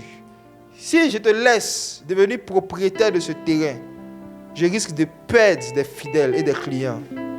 Je risque de perdre une plateforme d'atterrissage. Je vais perdre une salle de réunion. Toi, tu vois ça juste comme un terrain. Mais la valeur du terrain, toi, tu ne connais pas. Il tient à ça. Donc, qu'est-ce qu'il peut faire? Il peut commencer à t'envoyer des maladies. On peut commencer à te créer des problèmes. On peut susciter des personnes qui vont venir de nulle part. Nous aussi, on est propriétaires. Où sont vos papiers? On n'a pas de papiers, mais on veut juste faire la guerre. On a envie de se battre. Et puis les histoires commencent. L'Esprit du Seigneur me disait quand je priais pour ce programme que il y a plusieurs personnes qui vont écouter ce message et il y a deux catégories. Il y a ceux qui ont à cœur d'acquérir des terrains dans des endroits. Il y a ceux qui ont reçu légalement, par héritage, la propriété de certains terrains. Mais on les empêche de rentrer en possession et de jouir de ça comme ils veulent. Je vais parler à la première catégorie de personnes. Écoutez-moi, je vous parle de la part du Seigneur. La terre est spirituelle. Et si vous ne devenez pas des hommes spirituels, vous ne pourrez pas devenir des propriétaires terriens qui vont vivre pendant longtemps. Parce que vous pensez que c'est simplement des projets d'acquisition. Or, c'est des combats spirituels dans lesquels vous vous engagez. De ce fait, il y a une discipline de vie, il y a une vie de consécration que vous devez commencer à mener jusqu'à ce que vous puissiez effectivement acquérir le terrain. Parce que la bataille sera rude. Vous risquez de vous réveiller avec des migraines que vous n'avez jamais vues. Vous risquez d'être oppressé avec des oppressions que vous n'avez pas connues. Vous risquez de voir vos enfants et vos proches commencer à développer des maladies que l'œil n'a point vues, que l'oreille n'a point entendues. Le but, c'est de vous pousser à faire des dépenses qui vont vous appauvrir et vous empêcher d'acquérir les terrains que vous devez acquérir. Parce que vous vous dites que vous voulez acquérir un terrain physique. Or, l'ennemi se dit, vous voulez acquérir un terrain spirituel et Christ risque de régner là-bas. Et comme ils ne veulent pas que Jésus-Christ règne dans certains endroits, ils vont commencer à combattre vos santé physique, à combattre la santé de vos enfants. Si vous ne vous levez pas dans le jeûne et dans la prière, vous tous qui m'écoutez, qui êtes dans des projets d'acquisition de terrain, voici ce que vous devez faire. Vous devez déclarer la guerre au monde des ténèbres. Dans le jeûne et dans la prière. Jusqu'à ce que la chose s'efface. Ah oui. On est en Afrique. Réveillez-vous. Tout n'est pas simple. La facilité n'est pas de ce monde. La facilité est une illusion. Je vous ai déjà expliqué que même pour devenir sorcier, ce n'est pas facile. Vous vous rappelez de ça, non? Là, tu es réveillé à 2 heures, alors que le matin, tu dois aller travailler. Tu dois aller casser Canary au Carrefour à 23 heures. Ce n'est pas facile. Tu dois faire tout pour ne pas qu'on sache que tu sais t'envoler. Ce n'est pas facile. Tu viens aussi dans les choses du Seigneur, ce n'est pas facile. La facilité n'existe pas, c'est une illusion. Ce n'est pas facile de servir Dieu, ce n'est pas facile de servir le diable. Ce n'est pas facile d'être un bon chrétien et ce n'est pas facile d'être un bon païen aussi. Dans les deux cas, il y a un effort à faire. Vous qui êtes engagés dans des projets d'acquisition de terrain, est-ce que vous comptez mettre ces terrains sous l'autorité de Christ? Est-ce que vous voulez les acquérir et contribuer d'une manière ou d'une autre avec ça à l'avancement de l'œuvre de Dieu sur la terre? Ou bien vous voulez juste acquérir pour vous? J'ai une mauvaise nouvelle à vous annoncer. On n'acquiert pas des terrains juste pour la gloire et le plaisir de les acquérir. Il doit avoir une divinité qui gagne quelque chose dedans. Et comme vous n'êtes pas païen, cette divinité c'est Jésus. À part faire vos plantations et construire vos maisons, même ça, qu'est-ce qui va glorifier Dieu dedans? Souvenez-vous de cette femme qui avait besoin d'un enfant, qui priait toujours pour un enfant, Anne, jusqu'à ce qu'elle s'asseye. Elle dise, bon Seigneur, si tu me donnes un enfant, je vais te le consacrer. Dieu lui a donné un enfant. Parce que comme j'avais dit la dernière fois, elle avait besoin d'un enfant et Dieu avait besoin de quoi? Un prophète. Et la prière, le premier but pour lequel Dieu l'a institué, ce n'est pas pour répondre à nos besoins, c'est pour répondre aux besoins de Dieu. Je réponds. Le but de la prière, c'est de répondre aux besoins du Créateur. On prie les choses que Dieu veut faire. On prie que sa volonté soit faite sur la terre comme au ciel. Donc, vous devez comprendre que Dieu a un besoin. Dieu veut que son nom soit élevé sur toute la terre. Même si c'est un champ que tu dois faire, même si c'est une maison que tu dois faire, même si c'est une école, peu importe ce que tu dois faire, il faut que dès maintenant tu sois conscient de ce que tu vas donner à Jésus dedans. Alléluia. Et quand tu vas dire à Dieu, comme Anne a dit à Dieu, Seigneur, si tu m'aides à acquérir telle chose, voici ce que je te donne. Dieu va visiter la terre. Comme on a lu dans Somme. Dieu va se sentir concerné maintenant. Il va visiter la terre. Et tu vas voir que les choses peuvent s'accélérer. Tu vas acquérir ça plus tôt que ce que tu pensais. Alléluia. Est-ce que le Seigneur vient de parler à quelqu'un? Ok. Ceux qui sont engagés dans des conflits avec des gens par rapport à des terrains dont normalement vous êtes censés être les propriétaires légaux, mais on ne veut pas vous donner les histoires. Je vous donne maintenant un conseil de la part du Seigneur. Ne discutez jamais avec des païens. Jamais, jamais, jamais. Par rapport à une affaire de terrain. Confiez votre terrain à Dieu. Dites au Seigneur, Seigneur, le terrain là, je t'offre ça. Ce n'est plus mon terrain. Fais ce que tu veux. Vous allez voir ce que Dieu va faire. Et puis informez les gens. Vous savez que je suis propriétaire. Vous voulez lutter avec moi. Je suis plus propriétaire. J'ai donné mon terrain à Jésus. Si tu voles un homme, rien ne peut t'arriver. Mais si tu décides de voler Dieu, tu seras visité. Transférez votre propriété à Christ. Transférez votre propriété à Jésus dans la prière. Et informez vos adversaires. Je ne vais pas vous emmener en justice humaine. Je connais une juridiction qui est supérieure. La Bible dit, approchez-vous avec assurance du trône de la grâce afin d'obtenir miséricorde. Je connais le juge de toute la terre. C'est comme ça que la Bible appelle Dieu. Le juge de toute la terre. Ok. Je vous informe que dorénavant, ce terrain ne m'appartient plus. Je donne ça à Jésus. Si c'est moi qui suis le propriétaire légal devant Dieu, vous allez me laisser la propriété. Mais si c'est vous qui êtes les propriétaires légaux, que Dieu vous visite. Je vous assure. Prenez ce que je suis en train de vous dire au sérieux. Vous allez nous revenir avec des témoignages. Vous minimisez l'autorité que Jésus vous a donnée. Le fait que vous êtes l'épouse de Christ, vous êtes co-héritier avec Christ. Normalement, votre héritage est l'héritage de Jésus. L'héritage de Jésus, c'est votre héritage. Votre héritage, c'est l'héritage de Jésus. L'héritage de Jésus est votre héritage. Informez simplement votre époux de ce qui est en train de se passer. Il est puissant. Informez-le. Quand tu vas vouloir prier, il ne faut pas l'appeler Seigneur. Il faut l'appeler oh juge de toute la terre. Appelle Dieu en fonction de la manifestation de lui que tu veux voir dans ta vie. Oh Seigneur, tu es le juge de toute la terre. Oh toi juge, regarde ce qui est en train de se passer.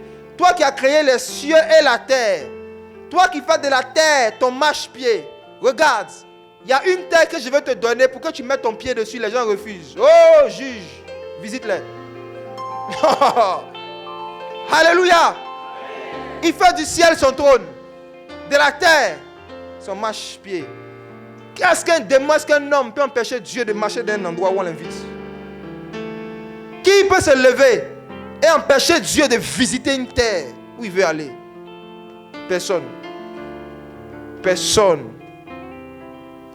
L'Esprit du Seigneur me parle de quelqu'un ici qui a un champ de VA. Et il y a un incendie qui a été programmé par des villageois pour détruire le champ en question. Ils vont essayer de faire passer ça pour un accident. Ils vont essayer de faire passer ça pour quelque chose qui est arrivé sans que cela ne soit prémédité. Or, c'est bel et bien prémédité. On va prier à la fin aujourd'hui pour tous ceux ici qui ont des champs. Alléluia. Même ceux qui écoutent à la radio, on va prier pour que Dieu visite vos champs. Pour que Dieu visite. Si l'ennemi vient envoyer le feu, Dieu va se révéler comme l'eau. L'incendie va s'arrêter sans qu'il ne puisse expliquer comment. Sans qu'il ne puisse expliquer comment. Ils vont juste t'appeler pour t'informer que il y a un feu qui avait commencé, mais on a pu arrêter. Ils mentent, ce n'est pas eux qui ont arrêté. Ils ne savent pas comment ça s'est arrêté. Ça a commencé seul, ça s'est arrêté seul. C'est spirituel. Il y a beaucoup de terrains et de terres sans propriétaire légal. C'est-à-dire qu'il n'y a pas un esprit qui protège. Les gens n'adorent pas Satan, n'adorent pas Jésus. Ils sont au milieu. Et ils perdent leur bien bêtement.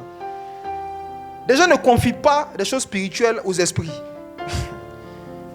Si tu m'écoutes et que tu n'es ni né de nouveau, ni chrétien, ni païen, tu es en danger. Les poulets sans propriétaire, c'est eux qui meurent le plus vite en décembre.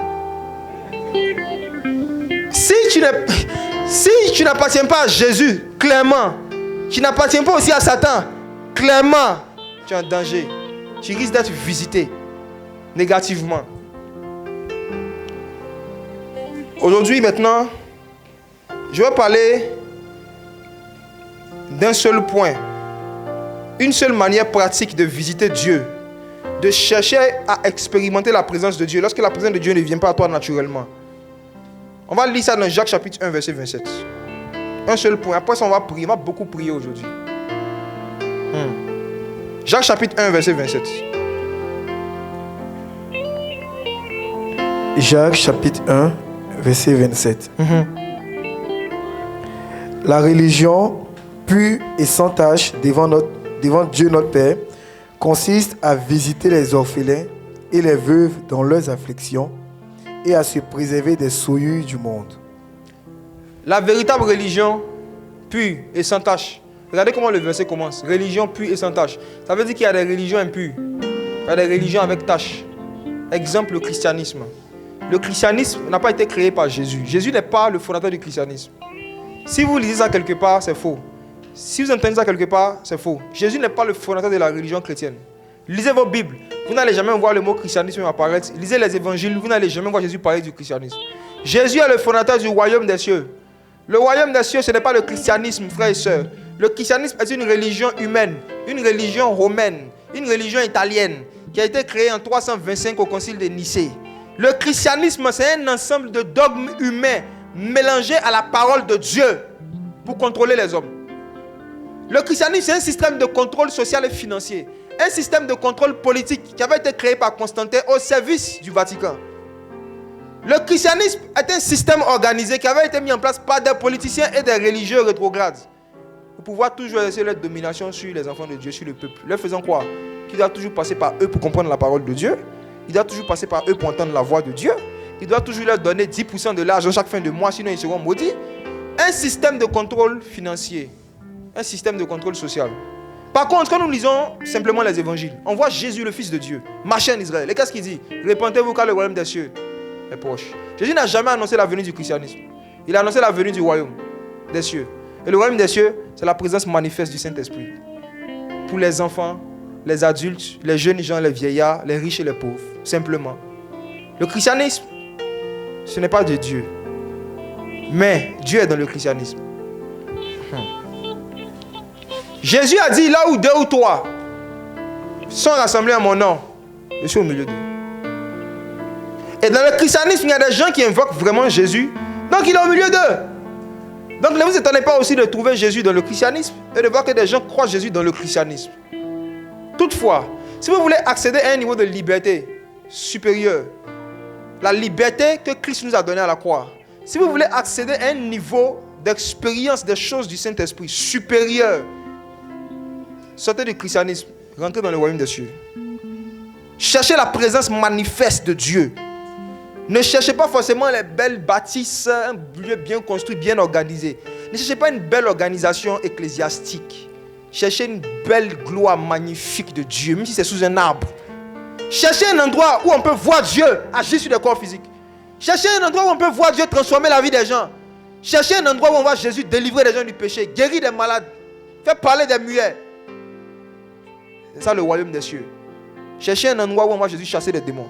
C'est ça le royaume. C'est ça le royaume. C'est ça le royaume. Et il se trouve que le royaume des cieux est la religion de Dieu. Et la Bible nous dit dans Jacques chapitre 1 que la religion de Dieu, sans tache, pure, ça consiste à visiter les veuves, les orphelins dans les afflictions. En 2 termes, celui qui veut pratiquer la religion chrétienne doit pratiquer la visite des veuves, des orphelins dans leurs afflictions. En d'autres termes, la foi chrétienne consiste à se soucier et à intervenir d'une manière ou d'une autre dans le sort des pauvres. Pratiquer la parole de Dieu, c'est pratiquer la libéralité vis-à-vis de ceux qui ont des problèmes matériels et financiers. C'est ça la religion, la véritable religion. Si tu ne pratiques pas ça, la dernière fois que tu t'es soucié de prendre une partie de ton argent pour pouvoir subvenir aux besoins de quelqu'un, chercher même quelqu'un qui a un besoin et lui donner, c'était quand? Si il y a longtemps, tu comprends pourquoi il y a longtemps que Dieu ne t'a pas visité? Ah oui.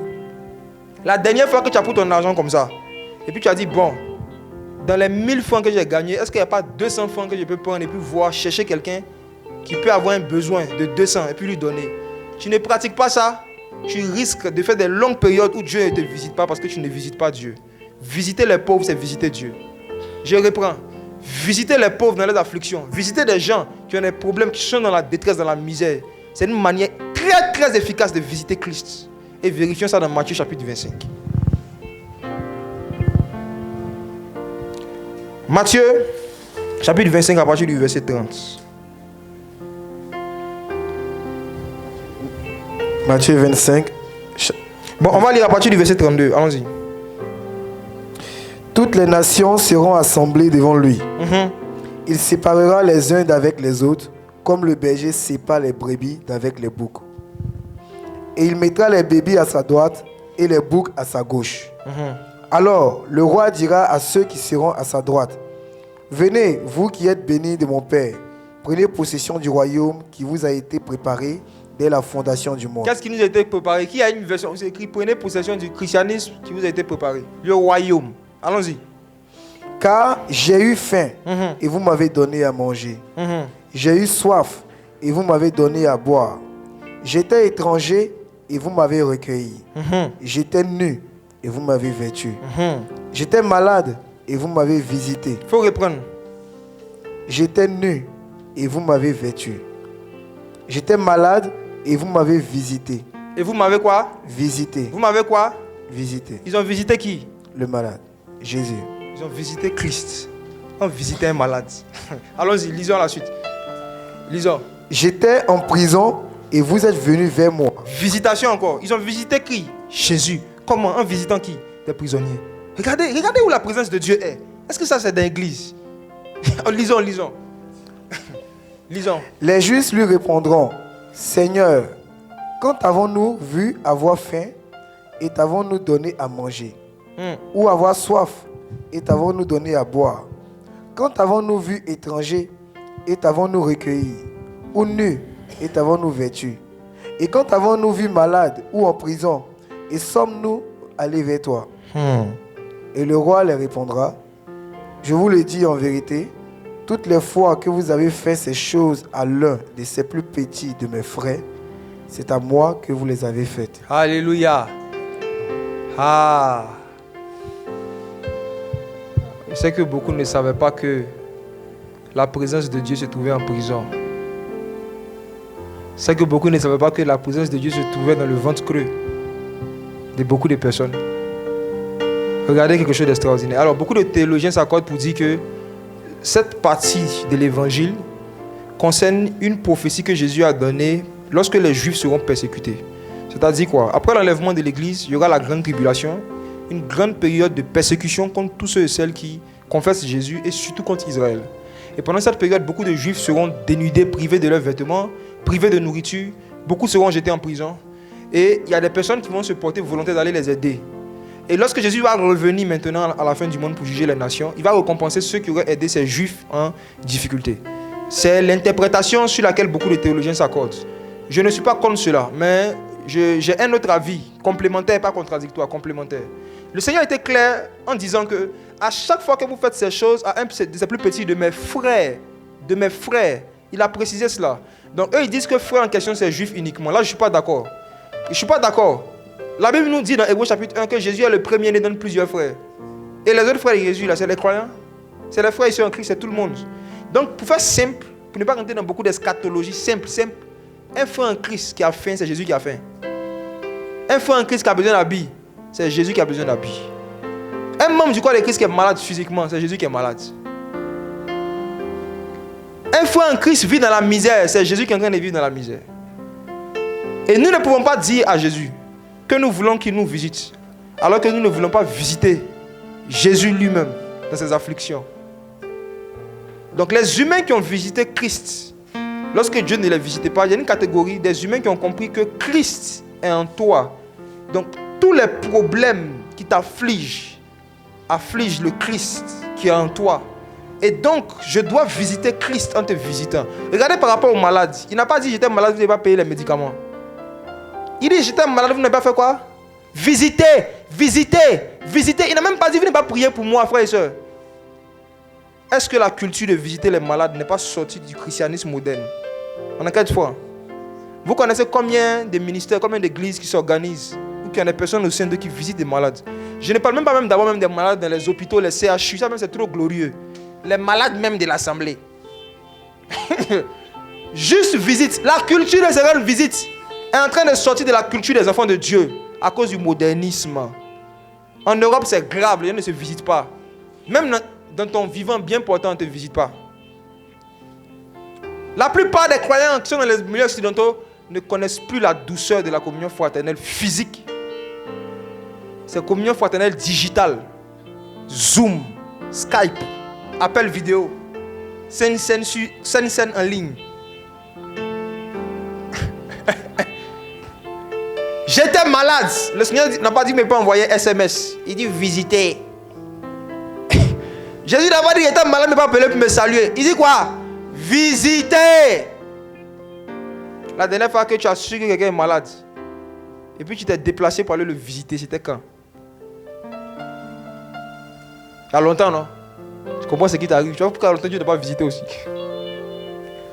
Si vous voulez que Dieu vous visite, organisez-vous pour visiter des malades. Il a parlé aussi de la visite aux prisonniers. Jésus dit qu'à chaque fois que vous faites ces choses pour une des plus petites de mes frères. Donc il est clair qu'il parlait des prisonniers chrétiens. Quelqu'un qui a violé cette femme, on l'a mis en prison. Toi, si tu es là, tu te vas le visiter pour l'encourager. Et tu penses qu'en faisant ça, tu es en train de visiter Christ? Non, Christ n'est pas en lui. Le Seigneur parlait des gens qui vont être en prison à cause de l'évangile. Des gens qui vont être en prison, mais qui sont des croyants. Il y en a plein en prison. Oui. Les frères qui vont dans les prisons reviennent. Parfois, ils croisent des chrétiens là-bas. Il y a des personnes qui sont accusées à tort parfois. Il y a des personnes qui sont accusées à raison et qui se convertissent en prison et qui deviennent des chrétiens qui ont besoin d'être visités par le corps de Christ. Il y a beaucoup de croyants en prison. Il y a des prisonniers qui ont rencontré Jésus en prison. Jésus apparaît à des gens en prison. Et ces personnes-là sont là, ils ont hâte qu'un autre membre du royaume vienne vers eux aussi pour qu'ils partagent leur foi. Ils attendent. Mais c'est sorti aussi de notre culture, s'organiser pour aller visiter les prisonniers. Mais méditez ce verset. Si vous voulez que Dieu vous visite, visitez les malades, visitez. Le Seigneur est intelligent. Oh, Jésus est intelligent. Il savait que s'il avait écrit, j'étais malade, vous n'avez pas payé mon ordonnance. Vous allez dire non, Seigneur, il ne travaille pas encore. C'est pour ça qu'il te prie pour le travail. Il dit visite, visite, visite. Si pendant que tu es pauvre, tu es au chômage, tu n'as pas le temps de visiter les gens qui souffrent là. C'est pas quand tu vas devenir millionnaire, tu auras le temps. Tu vas toujours envoyer ton garde de corps. Tu vas donner l'argent, va à la Pisam là. Tu vas voir monsieur Tuc à la porte du 18 là. Frères et sœurs, c'est plus facile de donner son argent que de donner son temps. C'est plus facile de donner son argent que de donner son temps. Et le sacrifice qui touche l'âme d'un malade, ce n'est pas l'argent, c'est la présence humaine. Est-ce que vous avez déjà été hospitalisé, les frères? Il n'est pas dit grippé, hein? Il n'est pas dit palu. Est-ce que vous avez déjà été malade ou même pour parler pendant 5 minutes, vous êtes essoufflé, vous n'arrivez pas? Qui a déjà vécu ça? Et puis tu es hospitalisé. Voilà. Et puis on met tuyau dans ton bras, on met aussi dans tes narines. Il y a quelques années, quand je n'avais pas encore été baptisé du Saint-Esprit, il y a au moins 12 ans, 11 ans, à la Pisam, tout le monde me connaît là-bas. On m'hospitalisait, je m'hospitalisais chaque 2 mois. Je passais des bons séjours là-bas. Ma santé était fragile, je tombais régulièrement malade. C'est quand j'ai reçu le Saint-Esprit, j'ai compris pourquoi Dieu me faisait vivre ça. Je suis un homme sachant ce que c'est que la maladie. Je ne peux pas prier pour un malade. C'est comme quelqu'un qui dit, moi, ça fait 20 ans, je ne suis pas tombé malade. Moi, il ne peut pas parler comme ça.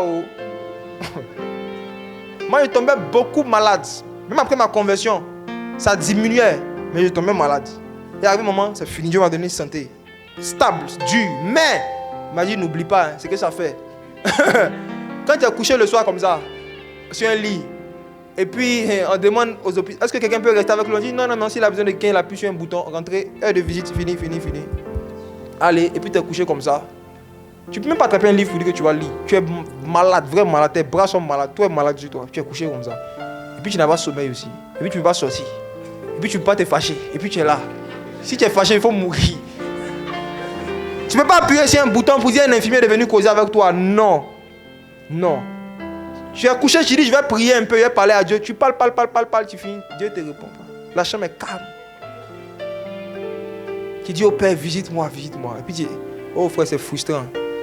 Souvent les malades se rétablissent lorsqu'on les visite, simplement. Demandez à des médecins dans le corps médical. Il y a des personnes qui voient des gens qu'ils aiment. La fièvre tombe. C'est une position des mains.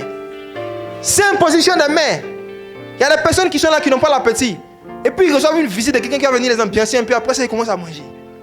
Visitez les malades si vous voulez que Dieu vous visite. Visitez. Si vous avez des amis malades, après aujourd'hui, prenez rendez-vous.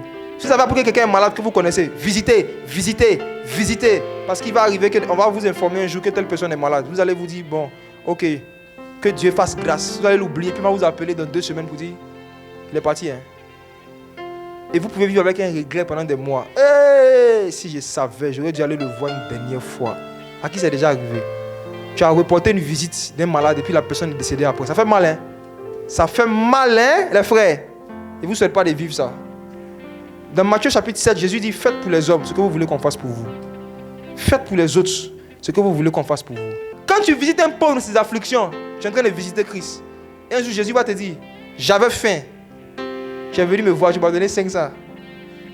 Tu as dit, c'est un grand roi comme ça. Va 500, regarde. Va d'ici. Tu pensais que tu étais en train de donner les 500 à un frère en Christ. Or, tu donnais ça à Christ. Si vous voyez, Jacques dit que comment quelqu'un peut dire qu'il a l'amour de Dieu en lui, alors qu'il voit son frère en Christ dans les besoins. Il a les moyens, l'argent est là. Et puis il ferme ses entrailles. C'est pas son cœur, hein, entrailles. Est-ce que vous connaissez fermeture d'entrailles? C'est pas cœur. Hein. Quand tu fermes ton cœur, là, tu dis, hey, je veux t'aider. Après, je vais voir.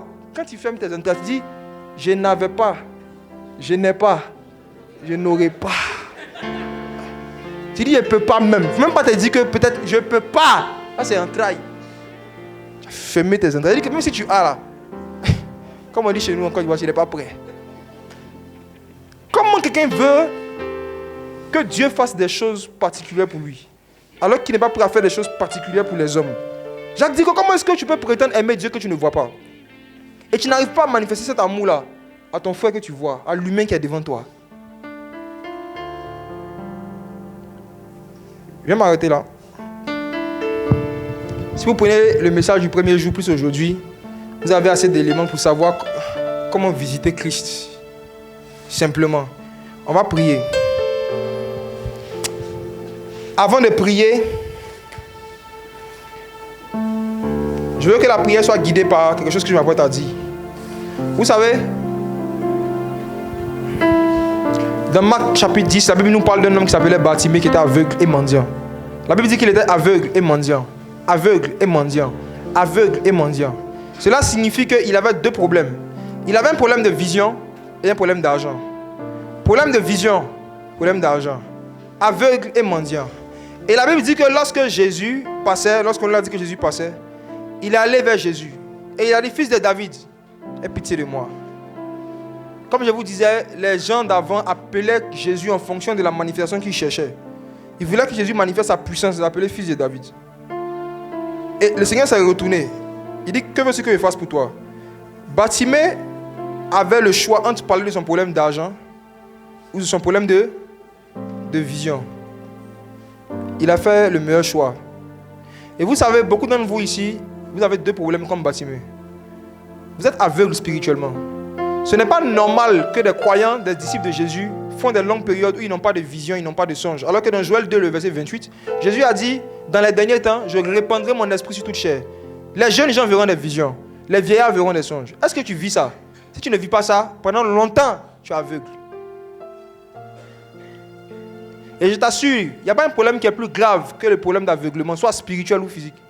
Mais spirituellement, c'est 7 fois plus grave. Tu ne peux pas voir ce que tes ennemis font contre toi dans le secret. Tu ne peux pas voir ce que Dieu veut te faire devenir. Tu ne peux pas voir ce que Dieu te montre. Tu es aveugle. Tu es aveugle. Le problème d'argent n'est pas un problème urgent. Bartimée savait que s'il avait eu la vue, il allait pouvoir avoir l'argent. Il n'a pas dit, Seigneur, je suis mendiant. Fais-moi un virement. Il dit, Seigneur, que je recouvre la vue. Si tu m'écoutes et que tu fais des longues périodes où Dieu ne te visite pas par des songes et des visions, considère-toi comme Bartimée en toute humilité. Dis-toi, je suis aveugle. J'ai besoin que Jésus me redonne la vue. D'autant plus que si avant tu voyais. Si avant, Dieu te parlait souvent par des songes, par des visions. Et ce n'est plus ton expérience depuis longtemps. Ce n'est pas normal. Même au temps de Samuel, dans l'ancienne alliance, la Bible dit qu'il y a un temps où les visions étaient devenues rares. Les songes n'étaient pas fréquents. On parlait de ça comme une conséquence de l'apostasie. Et c'est en ce moment-là que Dieu a parlé à Samuel. Encore plus dans une alliance où on dit, le Seigneur dit, il va répandre, déverser son esprit est déversé comme ça. Et puis tu fais 1 mois, 2 mois, il a fait un songe, j'ai oublié. Et puis ça te fait rire, ça t'amuse. Je ne veux pas que tu aies un problème d'aveuglement. Tu te réveilles le matin, j'ai fait un songe, je sais que c'est important, et puis tu vis comme ça, ce n'est pas bon. ne peux pas marcher sur cette terre comme ça. C'est trop dangereux, c'est trop dangereux, c'est trop dangereux. Il y a des événements importants qui risquent de te surprendre. Alors que Dieu veut te prévenir. Jésus a dit quand le Saint-Esprit va venir, il va vous montrer les choses à venir. Ne jouez pas avec l'aveuglement spirituel.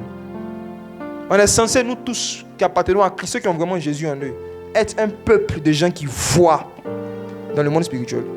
Jésus nous a donné ça à nous tous. Je ne crois pas qu'il y a certaines personnes qui ont don de vision. Personne ne peut soutenir ça avec la Bible. Les yeux physiques, c'est un organe que Dieu donne à tous les êtres humains. Les yeux spirituels, pareil. Tu es un homme spirituel, tu as des yeux spirituels. Tout le monde a des yeux spirituels. Maintenant, nous tous, nos yeux ne sont pas dans le même état. Il y en a qui ont la myopie, il y en a qui ont le glaucome, ils ne voient pas bien les songes. C'est en ce moment-là que la parole de Dieu vient nous aider un peu. Mais sinon, nous tous, qui avons Christ en nous, Dieu nous a donné des visions. Ça fait partie de la promesse de l'évangile. Ce soir, s'il te plaît, ne parle d'aucun problème d'argent à Dieu. On va prier. Mais s'il te plaît, ne prie pas pour un problème financier. Ne prie pas pour un problème matériel. Ne prie pas pour un problème de loyer. Ne prie pas pour un problème de travail. Ne prie pas pour un problème de nourriture. Le premier sujet de prière pour lequel je veux t'encourager à prier ce soir, dis Seigneur, ouvre mes yeux spirituels afin que je vois ce que tu vois. Si mes oreilles spirituelles étaient fermées à cause peut-être des mauvaises actions que j'ai commises, pardonne-moi. Mais ouvre mes oreilles que j'entende ce que tu entends. Fais-moi vivre, fais-moi revivre la promesse de Joël 2, 28. Dans les derniers temps, je répandrai mon esprit sur toute chair. Les jeunes gens verront des visions. Les vieillards verront des songes. Dis Seigneur, je veux vivre cette promesse-là régulièrement. S'il y a des choses dans ma vie qui t'empêchent de me faire vivre cette promesse, parle-moi. Tu vas parler comme ça au Seigneur. Prions le Seigneur. Dis Seigneur que je recouvre la vue. La Bible dit que les gens voulaient empêcher Bartimée de crier. Il a crié encore plus fort. Ce soir, prie comme tu le sens. Ne calcule pas ton voisin. Ne calcule pas ceux qui sont à côté de toi. Exprime-toi dans la présence de Dieu comme si tu étais seul dans la salle. Parle à Dieu comme si tu étais seul dans cette salle. Dis Seigneur, je ne veux plus rester dans l'aveuglement spirituel. Peut-être que tu n'as même pas de vision par rapport à ton avenir, à ta propre vie. Peut-être que tu vas au travail, mais tu n'as aucune vision, aucun projet de vie. Dis Seigneur, je veux recouvrer la vue. Peut-être que tu pries comme ça, tu fréquentes les choses de Dieu, mais tu as perdu toute forme de vision. Tu n'as aucune vision, aucun projet. Dis Seigneur, que je recouvre la vue. Fais-moi voir tes plans pour ma vie. Fais-moi voir ce que tu veux que je fasse pour toi. Fais-moi voir ce que tu veux me faire devenir, Seigneur. Montre-moi. La Bible dit que l'apôtre Jean, lorsqu'il a été visité par Dieu, le Seigneur lui a dit, monte ici et je te montrerai les choses à venir. Je te montrerai les choses qui doivent arriver. Dis Seigneur, visite-moi et montre-moi les choses à venir dans ma propre vie. Visite-moi Seigneur et montre-moi pourquoi tu m'as créé. Ce que tu veux que je fasse pour toi. Visite-moi Seigneur, que je recouvre la vue.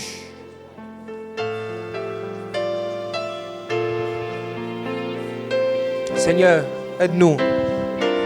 Nous nous humilions devant toi, Père de gloire. Fais grâce Seigneur.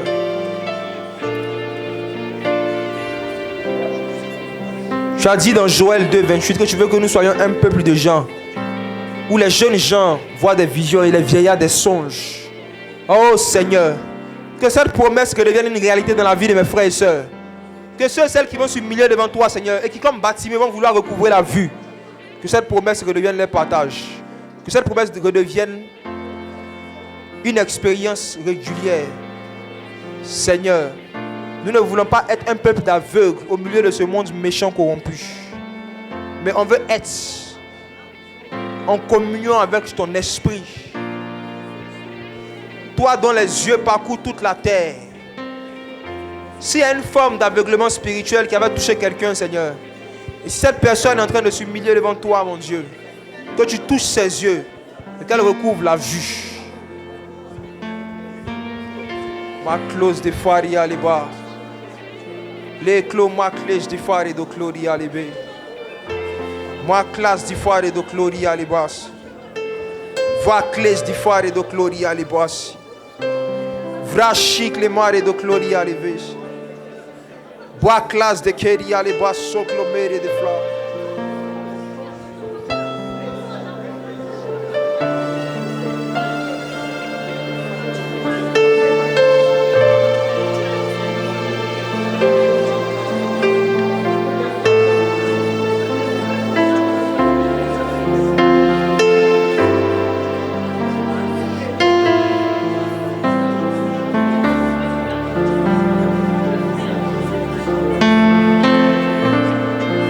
vale do cleria leva.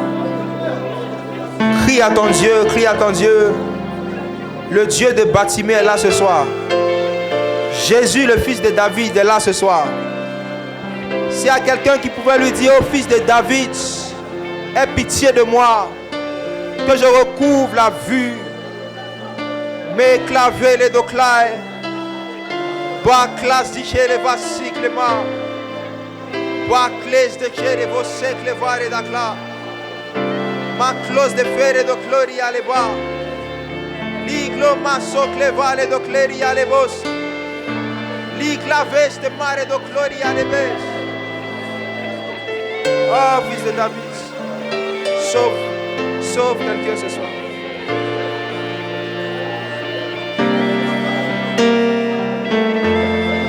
Ce qu'il fallait d'aclérer à l'ébos, blanche toutes les verres et de clair, blanche souk les mecs, l'ovec, la donne éclat, la clomé, gloria à l'ébos.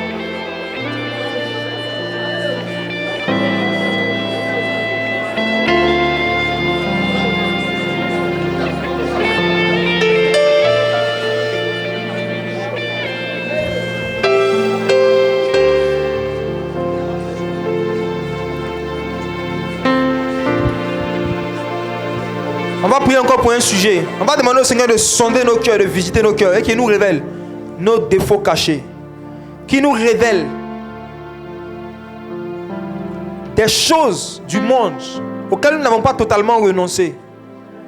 Qui sont cachées quelque part dans un coin de notre tête. En attendant que nous ayons beaucoup d'argent pour que cela se manifeste. On va demander au Seigneur de nous révéler les défauts qui sont dans nos cœurs, les désirs mondains qui sont cachés quelque part dans notre âme.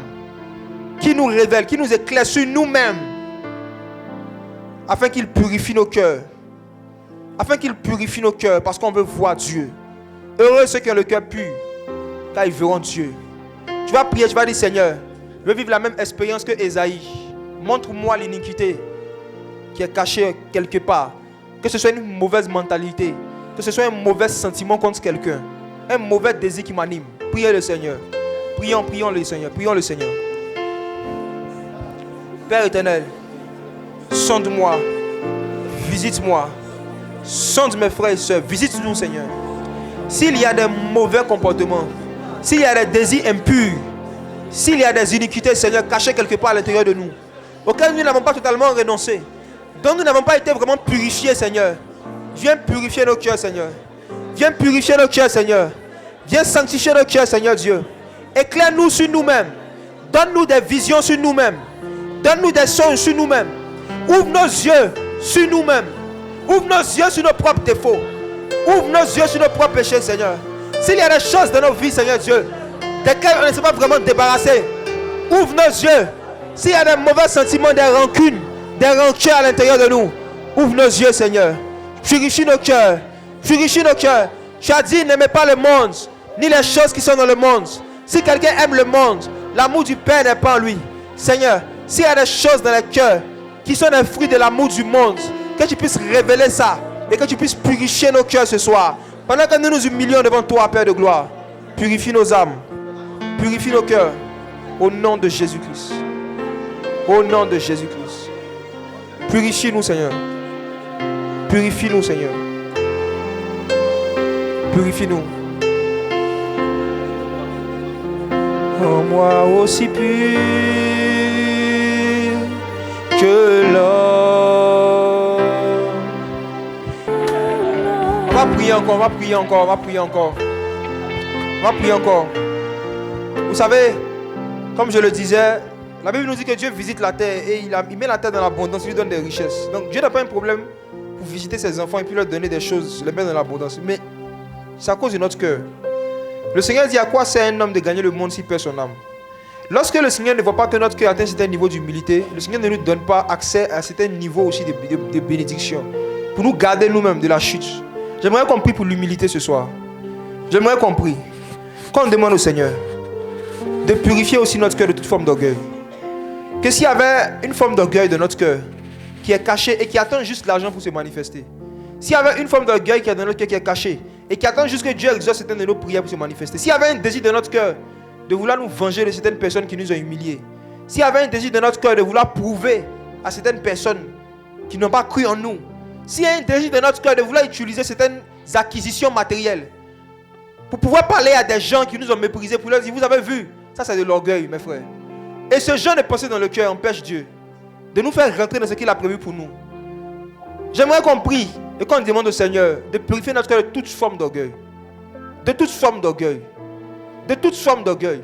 Est-ce que si Dieu te donne l'abondance que tu veux, tu vas toujours sentir le besoin encore même d'aller visiter des frères et sœurs? Est-ce que si Dieu te met dans l'abondance que tu recherches, est-ce que tu vas sentir toujours que tu as besoin des autres?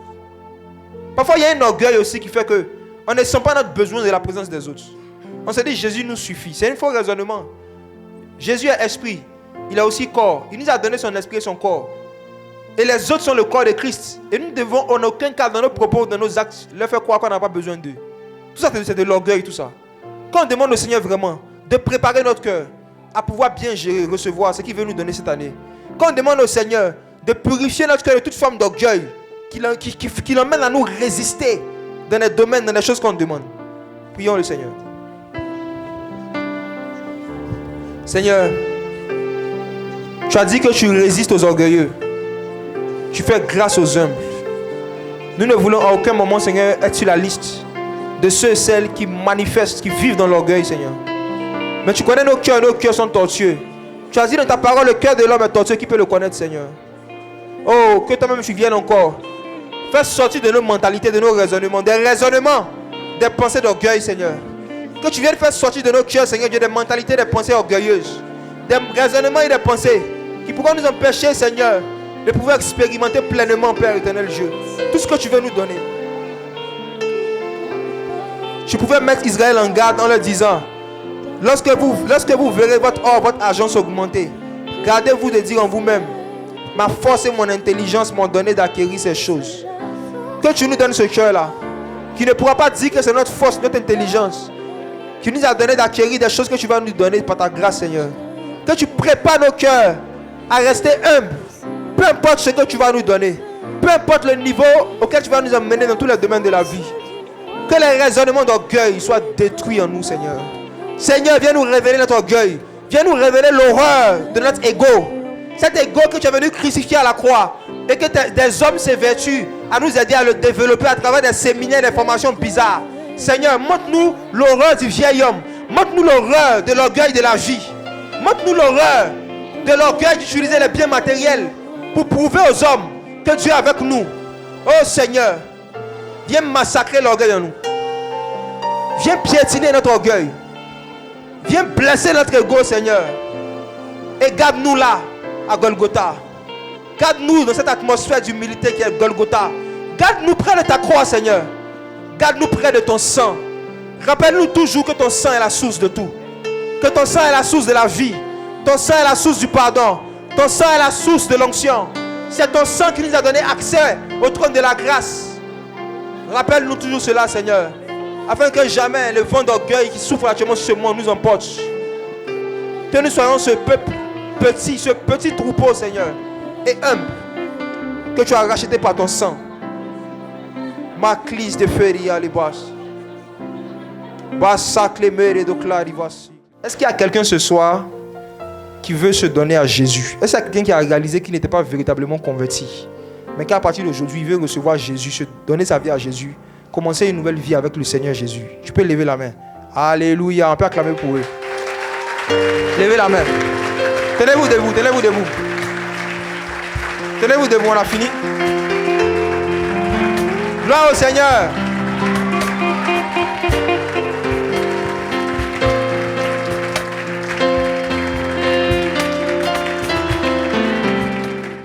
Si ta main ne m'avait pas secouru, que serais-je devenu?